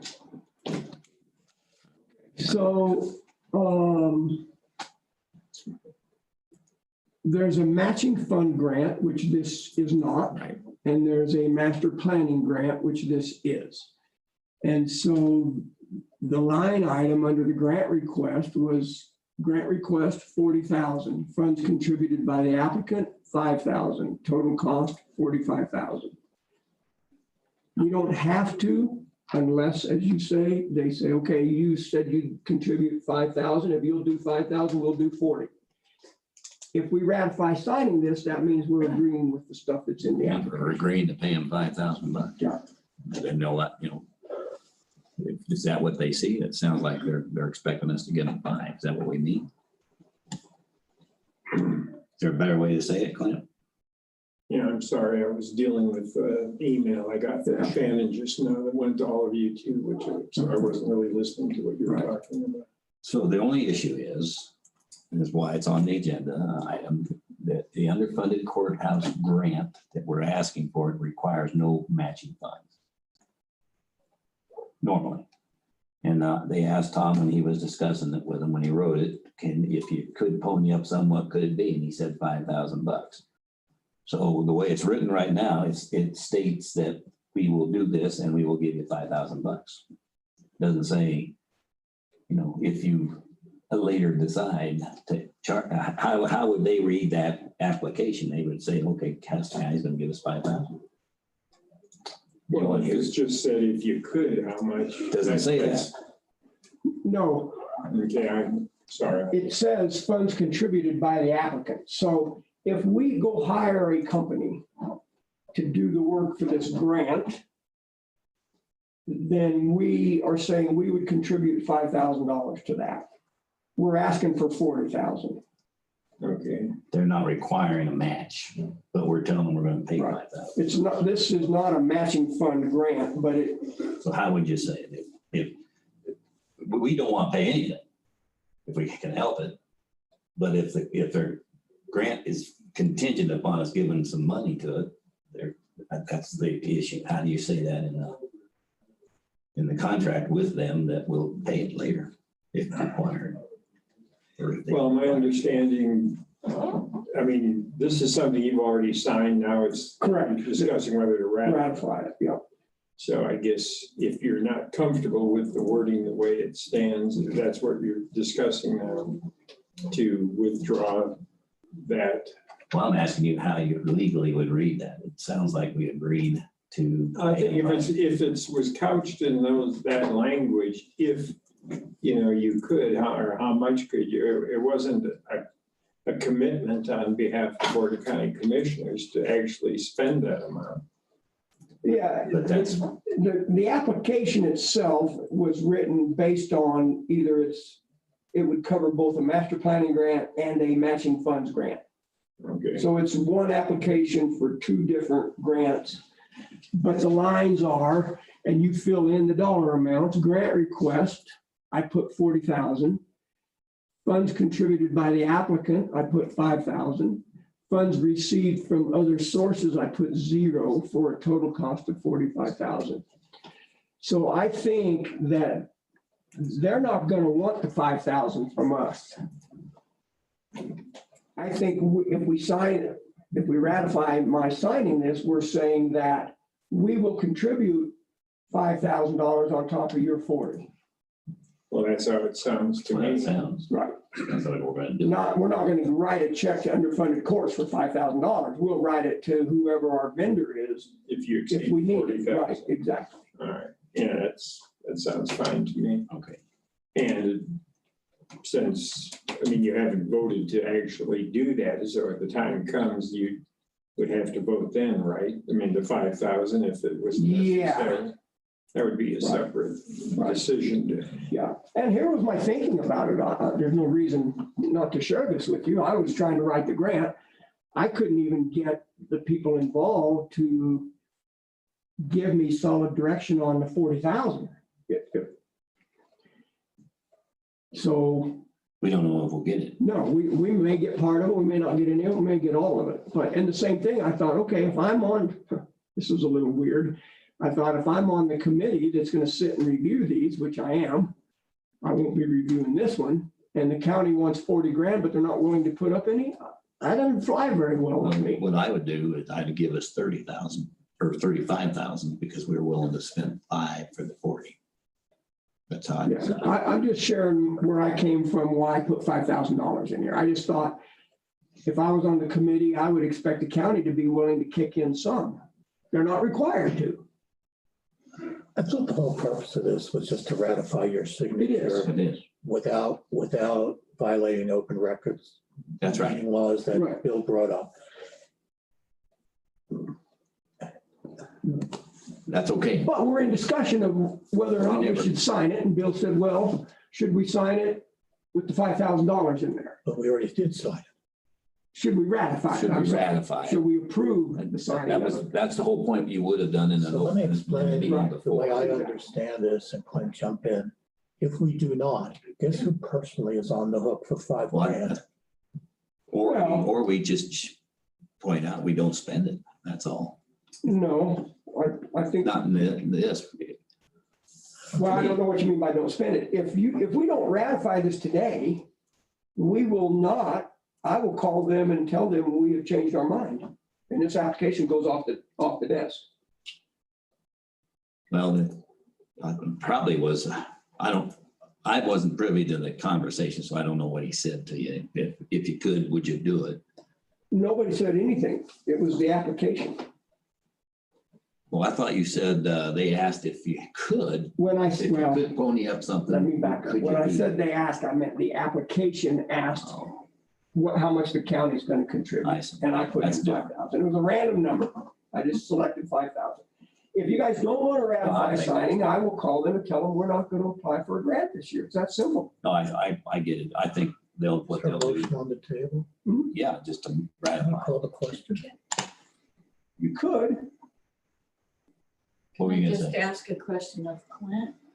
So if you already ratified it at the last meeting, No, We didn't. you did. no. I signed it and sent it in. We haven't ratified it. Yes, you did. You made a motion at the last. But what we're meeting. doing is trying to correct it because we didn't give the public a chance. That's all this is about. Right, but do they need to undo that motion to do this motion? Probably, well, No, because we just gave them time to do the same thing again. Public can come. It wasn't, what exactly was the motion from the last meeting? let me forget it. It wasn't on the agenda, but you ratified it. We That's the ratified We did it. retroactively. We shouldn't have done that, but we just, Tom signing the grant application. You ratified this at the last meeting? because it was during that time, you see, to do an action, you have to have a 24-hour notice. It wasn't, we ratified it. So all this is just to make that action correct. Now, we've got 24 hours, it's been on the agenda, so. So it was not actually an agenda item, but Wasn't. you did vote on it? I don't remember. I'm guessing it must have been done during commissioner items, and I don't know what It else was. then we would have done. That's exactly what happened. It was done during commissioner items. And we shouldn't have done the action. It was just a mistake from Oz point of view. So we moved it to here to make it conform to the open Kelly's meetings. got the exact. And we voted to do it.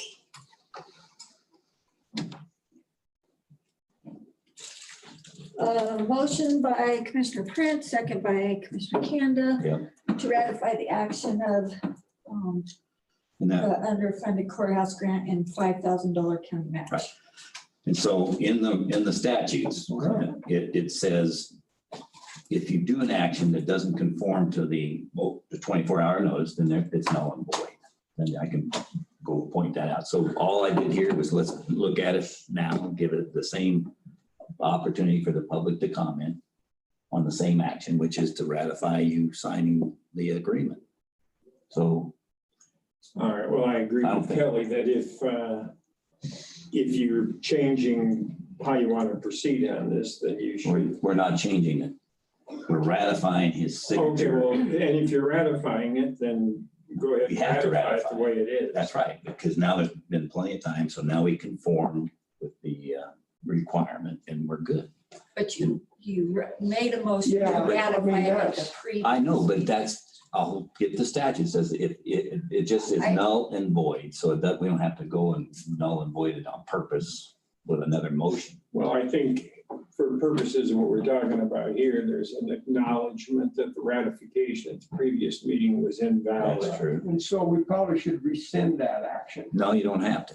I didn't say we had to. I said we probably should, so we have a record that we did something with that previous motion. Yeah, I'll pull the statute up. You don't I have understand to what do you're that, saying, we but I can if would we want. recommend that you rescind the previous vote, just so you do have a record of it, that it's. All right. Or somehow, because if, and I've read the statute, it says null and void, but that's not ever going to show up in our minutes. And so somebody would say, well, why in the world did you guys ratify this twice? Right. Well, that's, We would never have a record of that. yeah, we do. We got it Your last motion meeting. today should be to rescind the ratification on October 21 and to ratify Okay, we it can do today. that. It doesn't matter to me. It's just, what matters is that we did it today. So I would move that we do rescind the action of ratifying the signature on the contract on October 21st. I'll second it. We move seconded to rescind that motion. It's not debatable, so all in favor say aye. Commissioner Flower, aye. Commissioner Prince, Point of order, sir. go ahead. I thought we had a motion on the floor already. We do. We do, but a motion to rescind will take precedence on the main motion. Motion to rescind his motion this morning or the No, motion last to week. rescind the action that we took on the 21st? 21st. Because that was not his motion this morning. The motion this morning was to, Because you don't have to, but we're doing it just to have it in the records. You don't have to because it's null and void automatically. Because we didn't do it. And now we're I don't know fixing what I'm the voting problem. on. You're voting on rescinding the action of ratifying me signing the contract on October 21st. You're rescinding that motion that was made on October 21st. That action, actually. And the motion that's already on the table is just going to hang out there? Until we finish this, because this takes priority of the main motion. Okay, I vote aye. Commissioner Candace? Aye. Opposed? Motion carries. So the motion on November 21 has been rescinded pertaining to ratifying that signature. That makes sense, Ms. Kell? The motion on the floor is to ratify the signing of the same grant application to underfunded courts. Further discussion? Public comment? Hearing none, we'll proceed to vote. All in favor, say aye. Commissioner Flower votes aye. Commissioner Prince? Aye. Commissioner Kanda? Aye. Opposed? Motion carries. That action has been ratified. I will probably, so I suppose we should reach out to them and ask them if they got it. Okay. Galvin. And then I think that meeting is December the 3rd, did I report? Yes. So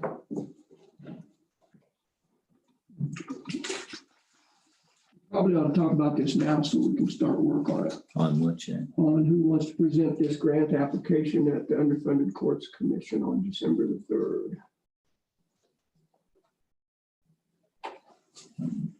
You want to have one of us do it, or are you thinking about having part of whoever's on the committee? Steve Bauer, or George, or whoever. I think it always looks better when a commissioner stands up. Yeah, I do too. Yeah. Now, here's the thing, gentlemen. I was going to say, to me, it's worth the trip to Denver, but we're not going to Denver. This is virtual. Last time you had to recuse yourself because you're voting for it. Yeah, I don't have Still the anything to do case. with it. So it's either me or Jay doing it. I did it last If we time. want the commissioners to do it, yes. Sure. That commission has not made a decision about how that's going to look. So I'm just assuming that,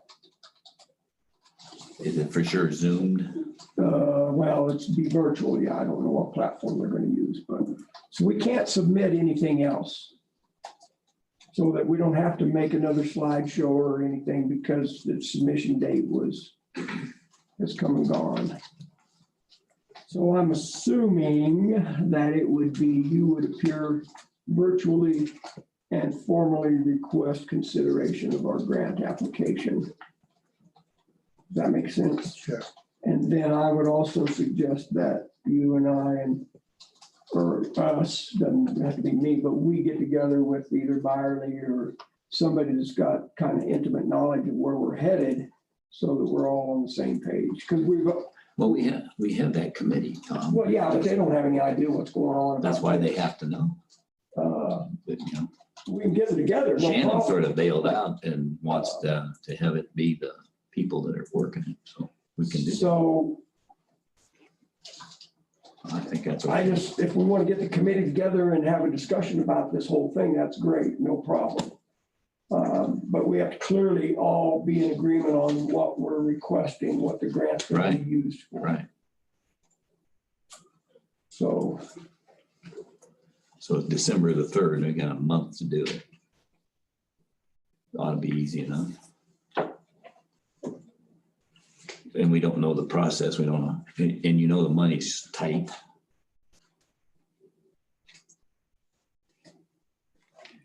yeah, my gut feeling is that our application is going to stand on the merits of what we've done in the past. Right. They're going to know what we're doing down here. I mean, they do know that. Well, they told us if we don't do it, they're gonna make us do it. So I just think that the next natural progression here is use this money to move forward with the renderings, the model, mock-ups, whatever it is. Yeah.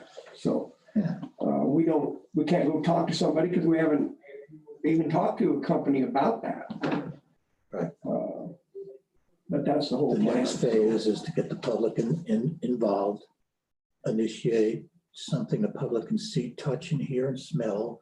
That would be drawings, renderings, and we need the money to get that process going so we can get the public on board. Exactly. And that's where we're going with this. That's why we need the 40 grand. And in the meantime, we're now moving forward with Piper Sandler. Correct. On doing the work so that we can spend the 30 grand we got last year. Right, we have to get them to do their But thing. we've already And then contracted they need to do that. Yes. they need a model, and they need an architecture, and they need something to look at. That's what this grant's for.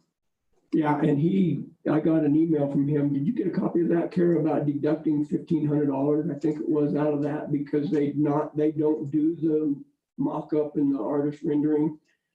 I believe I did. Yeah. So he's gonna credit our account. Oh, no, that was Bob Johnson. I was gonna say that came from Yeah. Bob Johnson, Yeah, yes. RJA. Uh-huh. Originally had included an amount for that, but they don't do that, so they're kicking that Okay, let's the 1,500 back out. estimate, and that's why we're asking for that amount so that we can go ahead and move forward with that. Yeah. This is a no-brainer. Okay, all right, good. So, yeah, we'll just see what direction we get from underfunded courts about what platform they're gonna be on and all that, and I'll keep you updated with that information. Which I would think we'd be getting out here fairly quickly.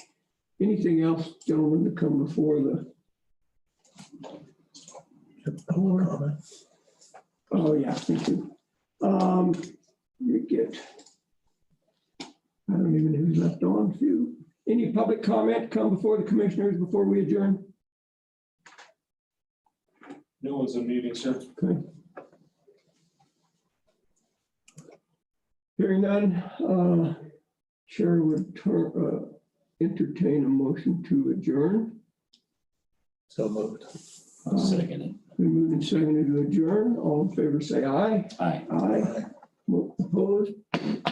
Carries. Meeting is adjourned. 12:22.